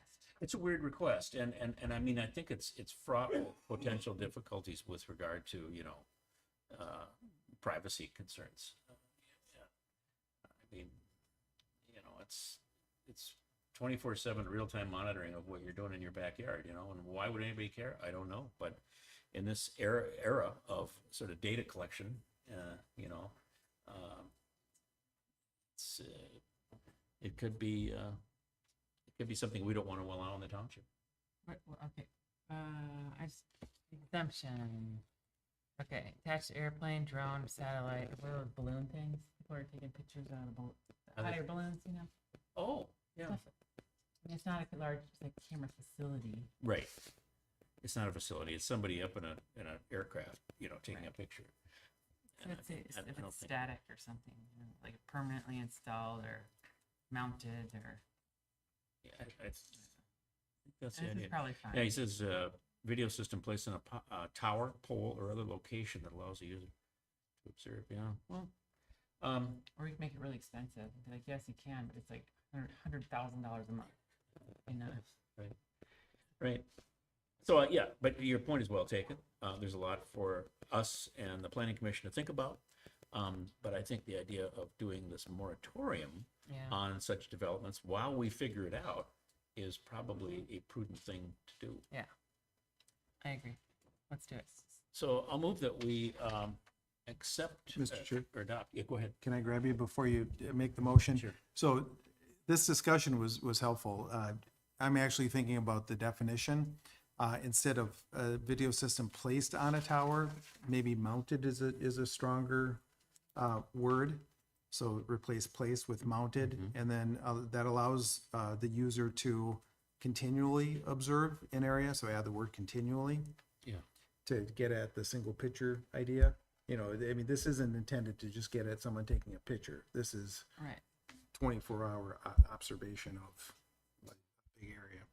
So I think adding of those two words, or the replacement of placed with mounted and adding continually observe, might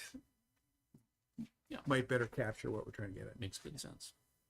So with those edits, I would then move that we adopt this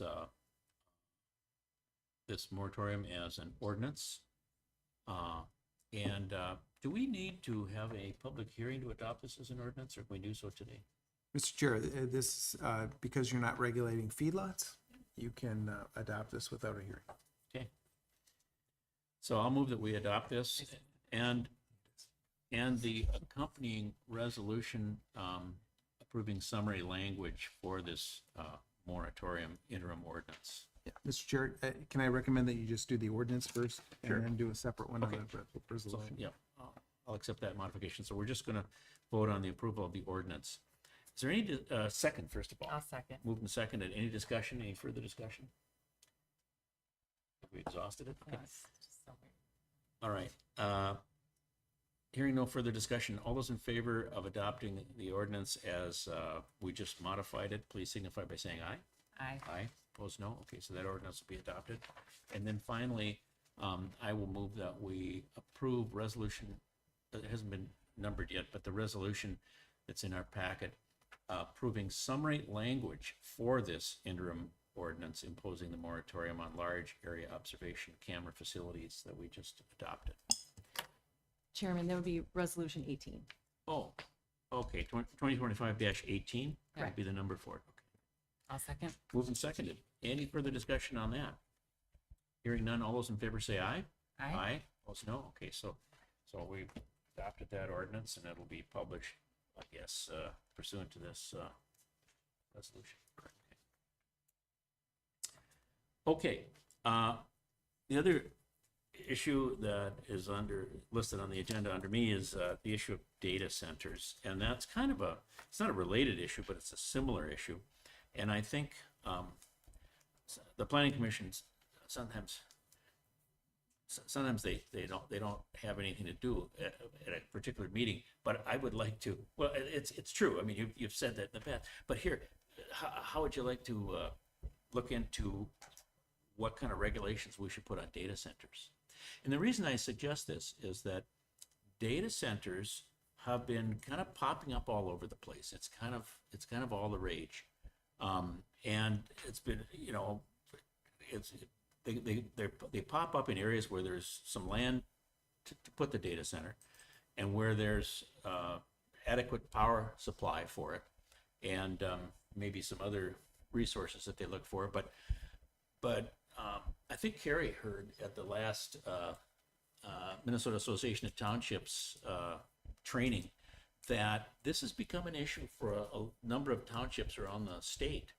And in fact, I'm aware of an issue that came up, I think, was it Empire Township and Farmington? Are you familiar with that? Kerfluffle? Okay, so I think is Empire contiguous to Farmington? I think They're it is. close. I think it is. And so anyway, Farmington got, I think through an orderly annexation agreement, got some property from Empire Township. And one of the conditions was that they wouldn't allow a data center, but Farmington is allowing one. And the folks in Empire Township are pretty upset about it, as I understand it. Point being, this is a new use, a new land use that's becoming very common for a request to come in to do this kind of thing. And we probably in the township should be preparing ourselves for how we want to respond to that land use request, the request of a data center. I think they're kind of impactful on a community. But so I thought this might be something, if the planning commission is willing to take a look at this as well, what kind of constraints, limitations, parameters should we put on that type of land use should that request come up? And so I'd ask the planning commission to take a look at that if you have some time to do so. Okay, that's yeah, and this whole wide area surveillance thing kind of reminded me that, you know, of this other use that's becoming more frequently requested. So I thought we should maybe be prepared for that as well.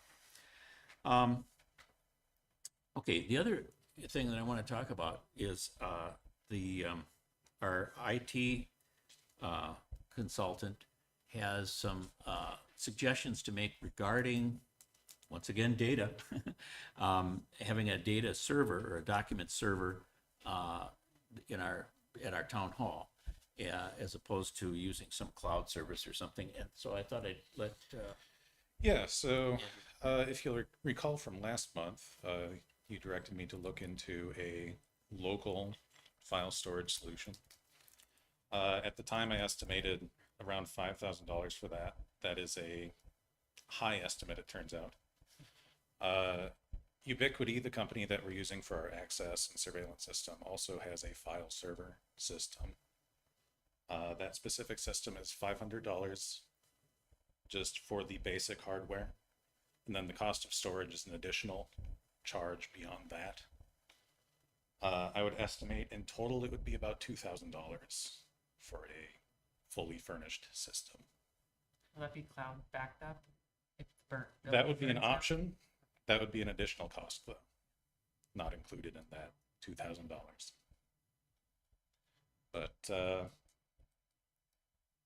yeah, it would have 7 drives all in one system backing each other up. So the system could have up to 3 drives fail simultaneously, and all the data would still be retained. So from that aspect, it is a, relatively safe system. I still would recommend having some form of external backup as well. Just in the event of, the building burns down, because no amount of local backup will save you then. Right. So, yeah. Well, it sounds like a good thing. Now, so maybe what we ought to do is, if we can, could we get a kind of a, more specific Sure.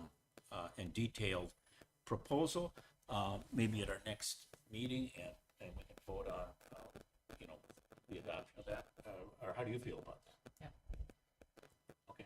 Then we can access it like a file structure. Yeah, you'd be able to access it remotely.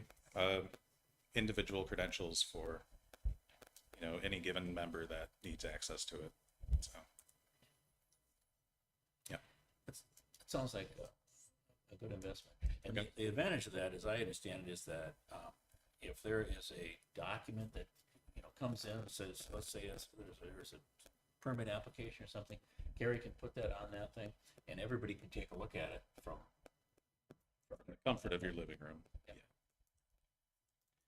And she'd even be able to set up external links, external shares for individuals that need access to a certain file that wouldn't normally have access to the file storage. So like data requests or sending contracts to businesses that we're doing business with, that kind of thing. Okay. Okay. Sounds good. All right. Thank you. Thank you. We'll see you next month. All right. Let's see, next is the Planning Commission updates.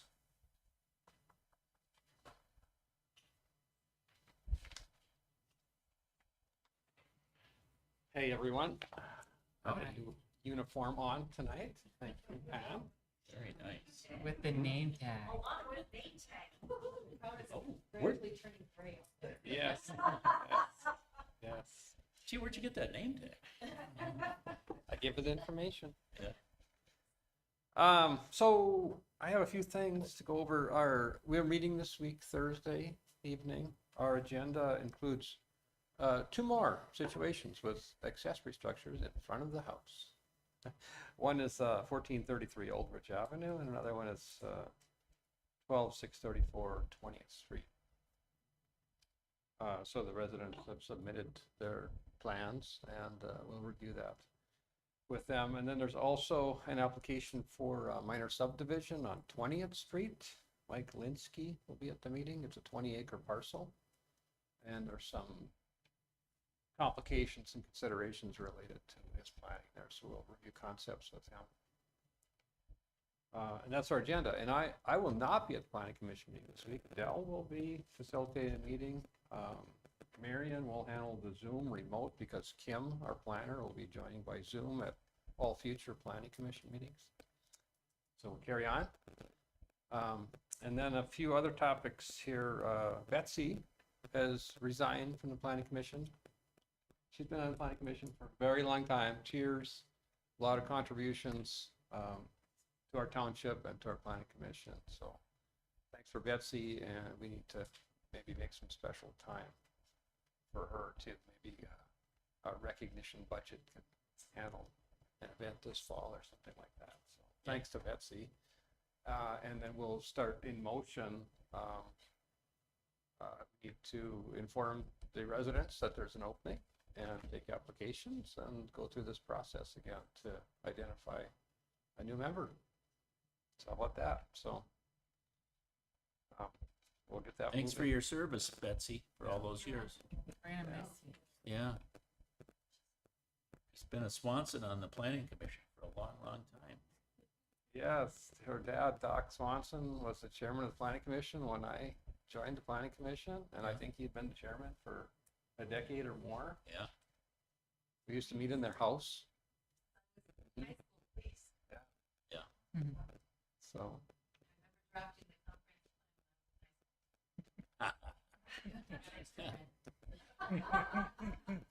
Very good. the famous line from the Swanson line would be from time to time, From time to time. written in the ordinance, from That's time right.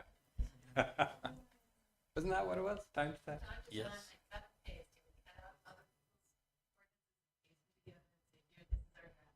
Yeah. Yeah, yeah. So, yeah, thanks again, Betsy. And, we're sorry to see you move. So we'll have new neighbors.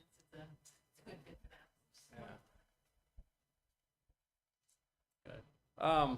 Okay, and then Kim Lindquist came to our planning commission meeting in June. She joined in person. And we had a very good discussion with her. And we need to continue this discussion about how we're going to incorporate her services most productively and economically.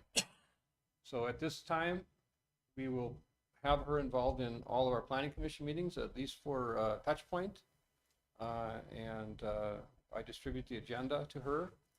There's a few topics this month we'd like to have her participate in discussions, predominantly around this minor subdivision. I think she can be helpful. But then as we move forward, we need to sort this out about how we're going to use her. And I think there's certainly a place for her as maybe the first call for people when they have conceptual proposals that require planning services. For example, there's been some inquiries in the last month here regarding cannabis business, cultivating and manufacturing. I've had some inquiries regarding warehouse and distribution operations, which I think that's not an allowed use either. And then you mentioned data centers, things like that. So I think it's a good time to be employing a professional planner here to help with some of these things. Yeah. And then how we, implement public hearings by the planning commission, things like that. Phil and I had talked about that, and I think maybe at some point we need to have an organizational meeting where we kind of discuss among the board and the planning commission and staff of how we're going to, just how we do that, the mechanisms of how we do that, and the responsibilities and things. Okay, yeah, any comments? What do you think? Do you also need a Zoom license so you can use it more than 40 minutes at a time? Well, actually, I would prefer that we have a resource like we have at our meetings here. We have an IT resource that administers the Zoom meetings, and maybe for the board meetings and the planning commission. Yeah. If we're going to have public hearings, we need resources to handle the documentation, for example. At our meeting this Thursday, we have 50 pages that need to be on the table like we have right here. We need resources maybe to do the recording, to write the meeting minutes rather than having a member of the planning commission. Maybe we need staff to do that. Probably we need to treat the planning commission meetings, more formally with support like we have for board meetings is what we're thinking. Does that make sense? Possibly. I think we do need to talk. Yeah. Yeah.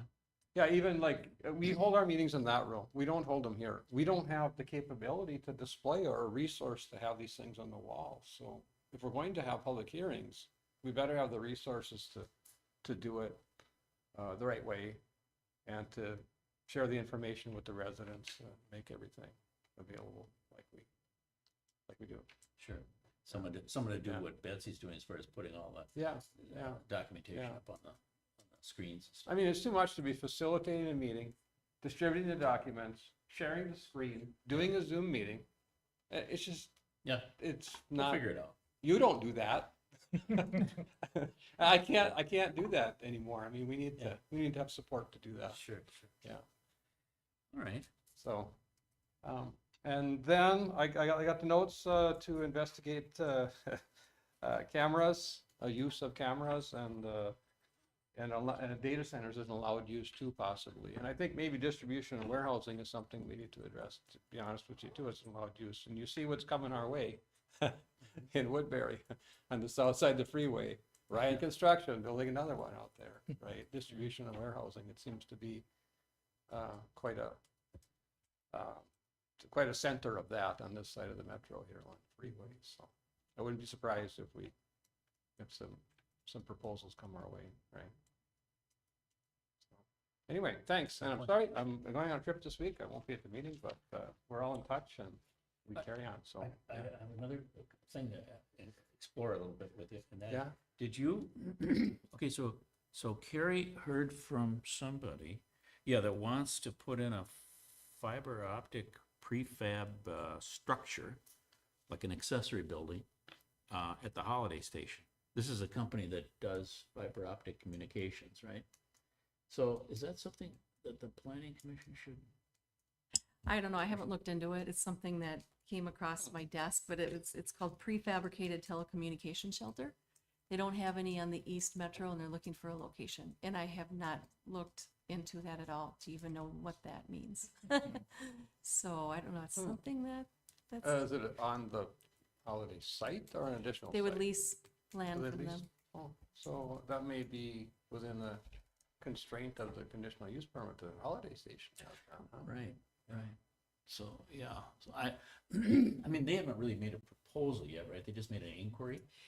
They made an inquiry and they'd like to attend our August board meeting. Okay, yeah, so maybe the question is, should they attend a planning commission meeting first to kind of explain the situation, what they're planning to do, you know, and then have the planning commission make some kind of recommendation or comment anyway, or what do you think about that? Is that something you think? I don't know, it doesn't matter, I guess. It doesn't matter either way. Yeah.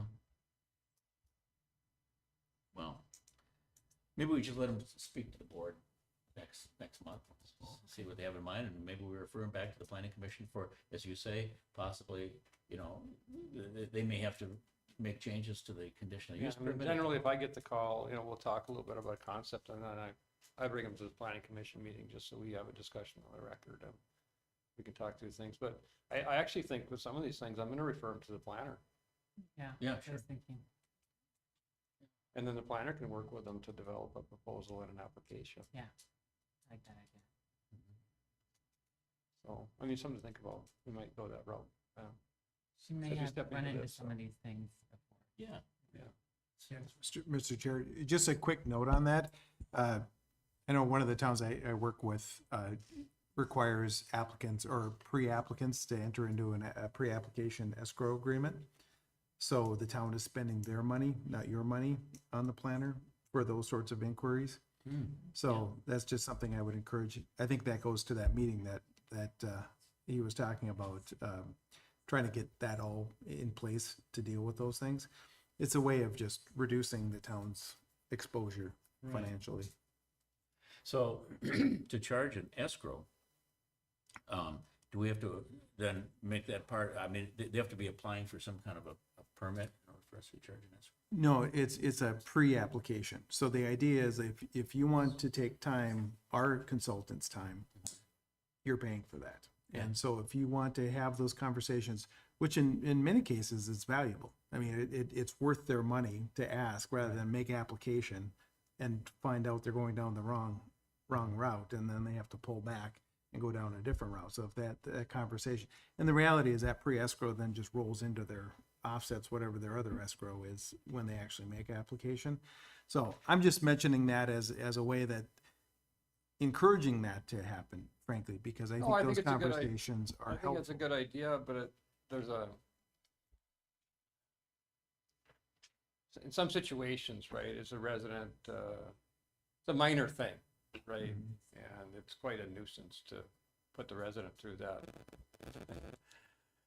And then get billed Well, why don't you whatever speak accordingly. commercial I don't know. I mean, the way we've been working is with the planning commission works with them, right? Or the building inspector works with them. But I see what you're saying, right? It can If we're get out of incurring hand. expense, he's saying. Yeah. But would Yeah. that require some kind of an ordinance that would delineate how that would work, or can we just impose that requirement on somebody like this company that wants to put a prefab fiber optic substation or whatever it is? You know? Right.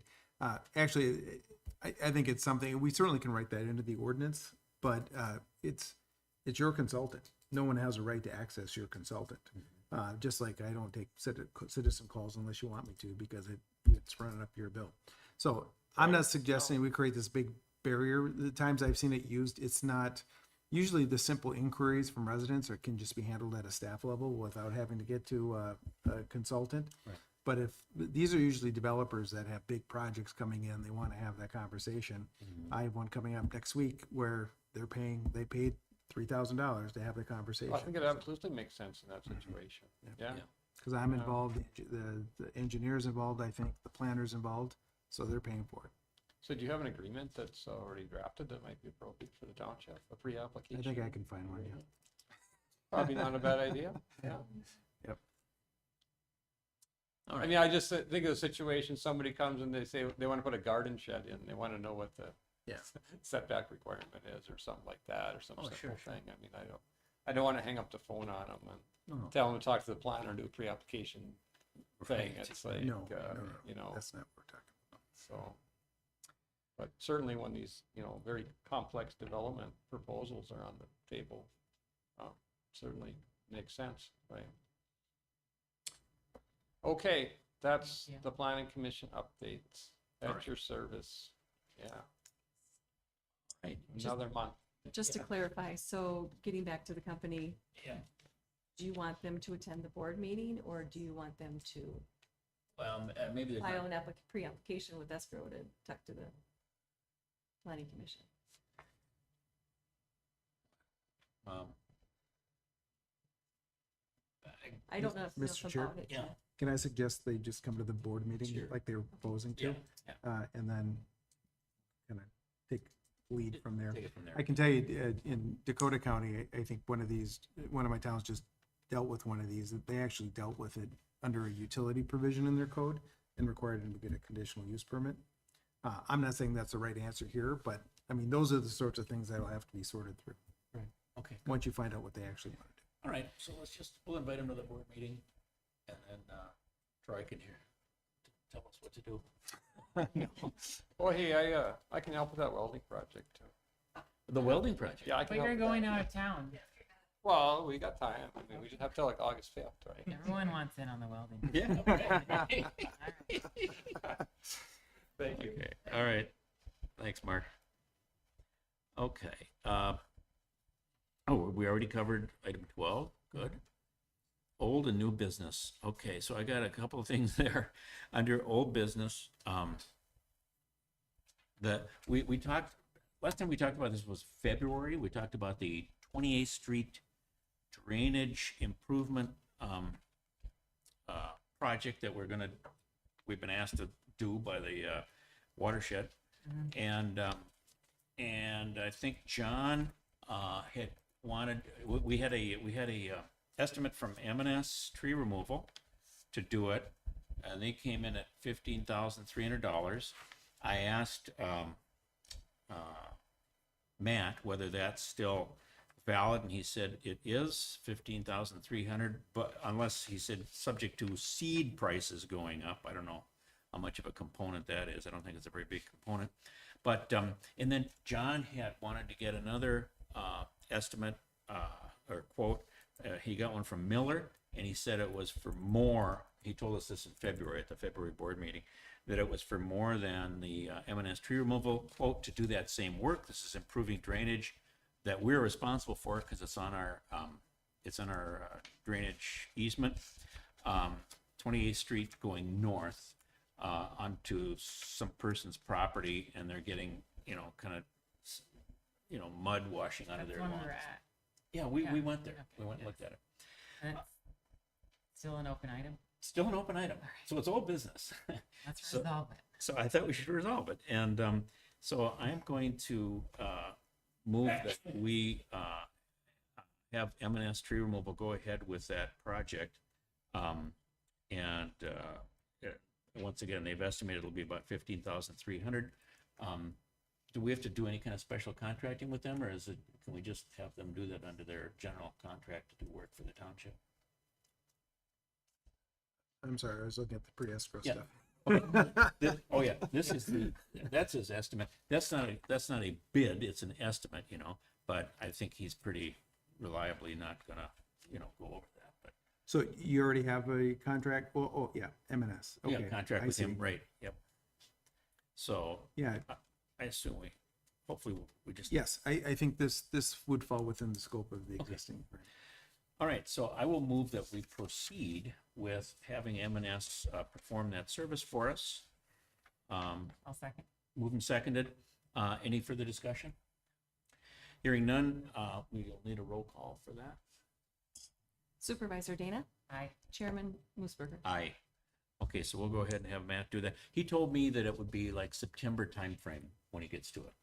And yeah, you should, you'll want to be probably involved with that too, won't you? You know, We can definitely stop by and Yeah. chat with them if we're Yep. in the area or as requested. understand what's going on. So yeah, the drainage, we've got a culvert that goes under 28th Street. It flows north to a wetland. Then from the wetland, I think there's another culvert that flows through a Into someone's yard. ditch into someone's yard. And unfortunately, it's washing, sediment into that person's yard, and it needs to be improved. That's the point. Okay. Do we have to have the watershed sign off on the work being complete or something? Maybe. That's a good point. We'll figure that out in September. Yeah, between now and September. Okay. And then new business. Okay, new business is that we have a weed problem in the township. We've got these invasive weeds. Matt tries to control them within our right of way, but we really don't have authority, just kind of carte blanche to control these weeds, noxious weeds and invasive weeds on people's land. And so, but we do have an obligation to try to, contact landowners, work with landowners to control some of these noxious weeds. What's the big one? Wild parsnip? That's the poison. Yeah, that's the poisonous one. And also, of a lesser concern, but still a fairly high concern, is the Canadian thistle, that kind of thing. So, the state statute allows us, state statute appoints the supervisors of the town board to be the local weed inspectors. I thought we debated that out. Someone wants the weed inspector. We did, Are you the weed inspector? no, I wasn't. John was the weed inspector, but really the statute says we're all the weed inspector. But we can appoint an assistant weed inspector. And luckily, we have someone in the township that is chafing at the bit. No, not chafing at the bit, but who is willing to serve in that capacity. She expects to be paid something for those services, but she's very well versed in this area, having done it for 3 years while you were on the board. And that's Marion Apel. And so what I'd like to suggest is that we appoint Marion, the assistant weed inspector, so that she can help us as a township to encourage and obtain and secure, compliance with noxious weed control and invasive species control and so forth on people's property. And I think, Marion, you've had training and lots of things. I mean, you're eminently qualified to do this. And did you have a suggestion as far as what you would like your hourly compensation to be? What I'd like to do is just make a motion that we appoint you at some hourly rate, and then we can have Troy draft an independent contractor agreement with you, and you can get started on it. And the reason I'm bringing it up now is because it's my understanding that this is real time sensitive. In other words, if you let this stuff go to seed, it's going to propagate, and this is kind of a golden opportunity during the growing season to do something about it. Okay.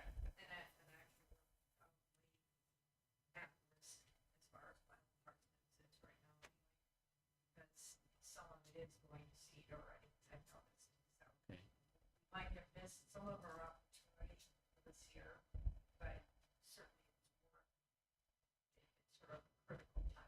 Yeah, okay. Is there information in the newsletter about this stuff? Because I think a lot of people don't know what it's what.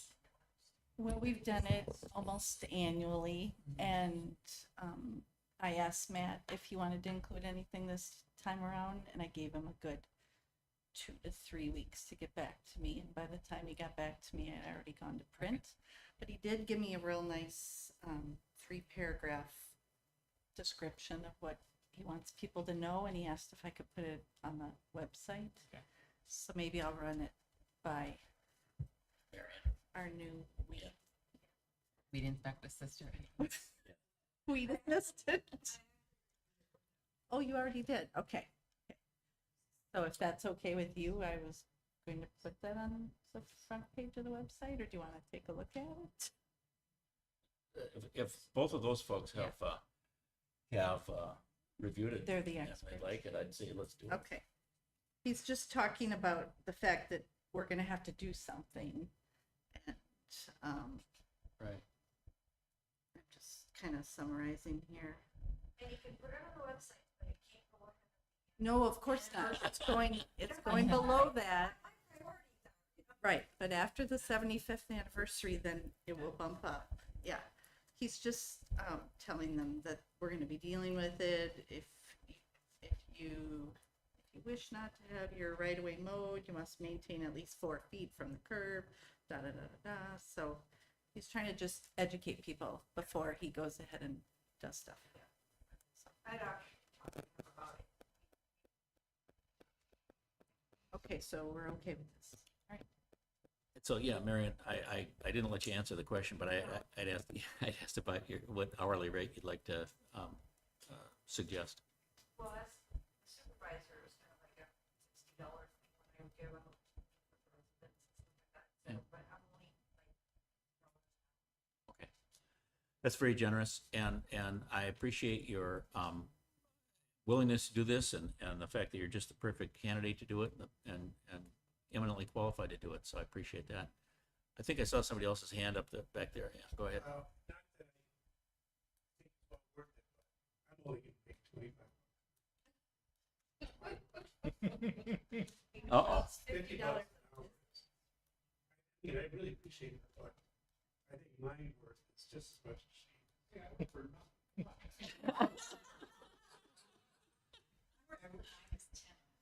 And when we ended up taking in Twin Special Projects, it was charged at $20 an hour. Yeah, well. Sorry. I mean, I'd be more than willing to work at 50.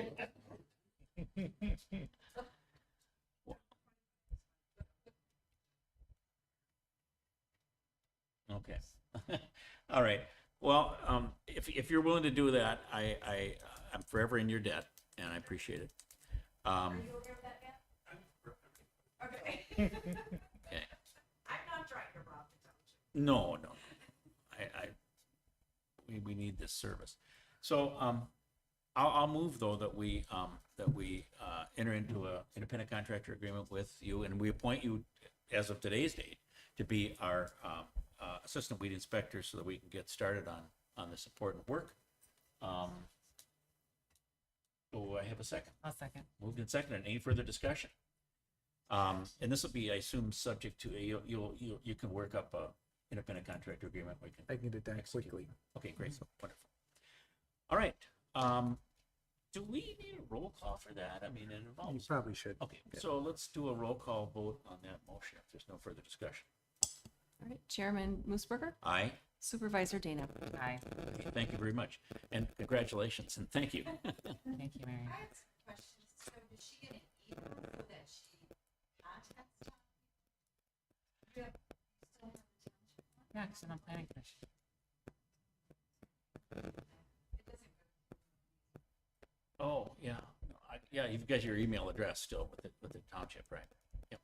And I think you had developed or had access to, like, some form letters and things, and all of that is, so that's another reason you're ready to hit the ground running with this, and it's just a wonderful fit. I appreciate it very much.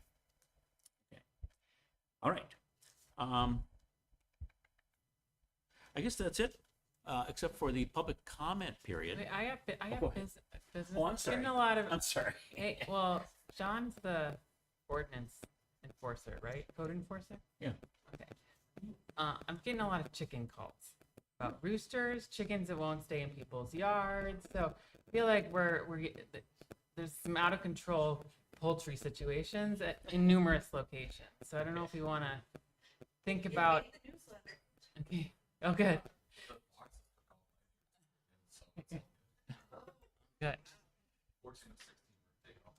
I'm wondering if we want to consider expanding some regulation. Maybe the chicken ordinance author might want to review that. Okay. Related to noise at night, or they already have to stay in your yard. They have to stay in your yard already pursuant to the ordinance? Well, there's something about staying, I don't know if it says stay in your yard, but According to the ordinance, they're not allowed to be free range. They have to be in a coop under control. Yeah. If you look at the, I was thinking maybe like roosters that don't crow at night. As someone who's formerly had very loud roosters, I can tell you it's really annoying. Yes. But I don't know if we want to, we're getting kind of populated. Can you get a bark collar for a rooster? I have tried that. I tried the Velcro rooster collar. Fit one with a It tiny, feels- yeah, you can. okay. And it sounds like one of those old car horns a little bit, but it's a little cruel. Yeah. Well, okay, so the question is, do we, so your point is that we may need to update our ordinance in some way, I or don't know if we perhaps wanna just go that enforce way. the existing ordinance? Possibly. Yeah. There's nothing about noises at night. We have a dog barking ordinance. We don't have a rooster crowing ordinance It is, in or a their- noise ordinance. but it is in their nature to crow. I've never seen that. So I don't know. Well, what do you what do you think? Are you suggesting I that? don't know. I mean, it seems to be getting more problematic, but maybe just it's in the newsletter. Maybe it'll get better. Yeah, can I make a public, Yeah, we can segue to that, yes. okay, that's why I'm here tonight. is Okay. To talk to Rachel about the issue involving annoying roosters 24/7. I've got 10 families. Tell you what, that maybe are on board. just to make it so that folks who happen to be maybe watching this on the YouTube or something can, here, would you mind just stepping up to the podium and state your name for an address, you know, and then I'd love to hear what you have to say. I'll make it very brief. You don't have to do that. Well, a 2-minute limit. 3-minute limit. Or 3-minute? No, 3-minute limit. Okay, sorry. Didn't mean to cheat you out of a minute. Greetings to the board members. My name's Lisa Nielsen, and I'm a West Lakeland resident. And I had spoken to Rachel just briefly at the last meeting, at the end of the last meeting, about the problem with roosters being, a real menace in my particular neighborhood. And we'd like to do something about it. And just for example, when we were talking about ordinances, I've read up on the township ordinances about what's allowed and what's not. And they're very specific rules that we already have in place. And I was told at one point that there was a rule against having roosters. Roosters were not permitted. Chickens were fine, but there's a certain amount of chickens you can have based on the acreage that you have. But roosters were at one point they were prohibited. And you can just look at the Stillwater Township ordinances. Roosters are prohibited today. It's been that way for a long time. And I'd like to see that brought back for West Lakeland, because it's just ridiculous that some very, some rooster lovers, my particular neighbor has 17 roosters. Wow.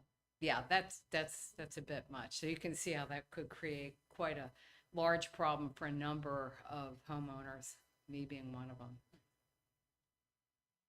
So, enough said. Yeah, 17 roosters. That sounds like quite a cacophony. And you're only permitted to have 5 chickens per half acre. And in this situation, we're way beyond that number of chickens, and roosters. Anyhow, so with your help, I would sure like to see that ordinance brought back and put on the books again, that we would have a prohibition against roosters because of the nuisance it creates, disturbance of the peace. It's just, which is part of the ordinances that we have right now, is that, the poultry is not, or any kind of animal, it's not supposed to disturb the peace. And when it creates a nuisance, then it's a misdemeanor. you know, and they can be cited for that, the homeowners. So that's what I'd like to see some enforcement, and I'd like to see the rule brought back, as I said before, against roosters, the prohibition of roosters. Did we have the phone? They were prohibited before, Okay. and it got changed in the most recent rewriting of the ordinance. And I could just quote what's in the ordinance right now. It's section 1710. Birds, coops, and pens must not be kept in a manner as to cause an unhealthy, unsanitary, or noxious condition, or to cause a nuisance, such as objectionable noise or odors. And I won't read the rest. In the interest of time, I won't go into the rest of the ordinances. That modification was done about 7 years I think it's just a code enforcement issue at this point. Yeah, it sounds like it is. And so, yeah, I guess, what's your address? 13760 Greenwood Trail North. I hear those same roosters and it sounds like they also might have ducks or geese. They have, I hear the same thing over where I'm at. for $20 an hour. I will be the rooster. Well, I appreciate your comments, and we'll look into it. okay, thank you for your time. Yep. All right, any other public comment at this point? Public comment coming from, Public Mark. comment from the planning commission. Yep. You know, we had a rooster problem at my house. And the neighbor escaped, the rooster escaped and attacked the neighbor. And we solved the problem. We ate the rooster. We had a dinner together. It was wonderful. That's how we solved that problem. I've solved many That's of those. crazy, 17 roosters. Oh, that's crazy. But Yeah. it seems like enforcing the ordinance is necessary. would be, yeah. But that's not my public comment. My comment was the server. We need a server for this township. We juggle hundreds, thousands of pages of documents in the planning commission. And it's just crazy that we don't have a server and a way to share documents and do this electronically. So that's just my input. Please consider that Oh, with yeah. Andrew's proposal, because we gotta move forward with some better electronic record keeping and sharing here. So Yeah. I was gonna mention it in our update, but I really think we need that. So Yeah. thanks. Yeah. Thank you, appreciate it. I think we will do that. Anything else? Any other public comment? If there is none, I would entertain a motion to adjourn. So moved, I'll second. All those in favor of adjournment at this point, please signify by saying aye. Aye. Aye. Opposed, no. We're adjourned. Thank you all very much.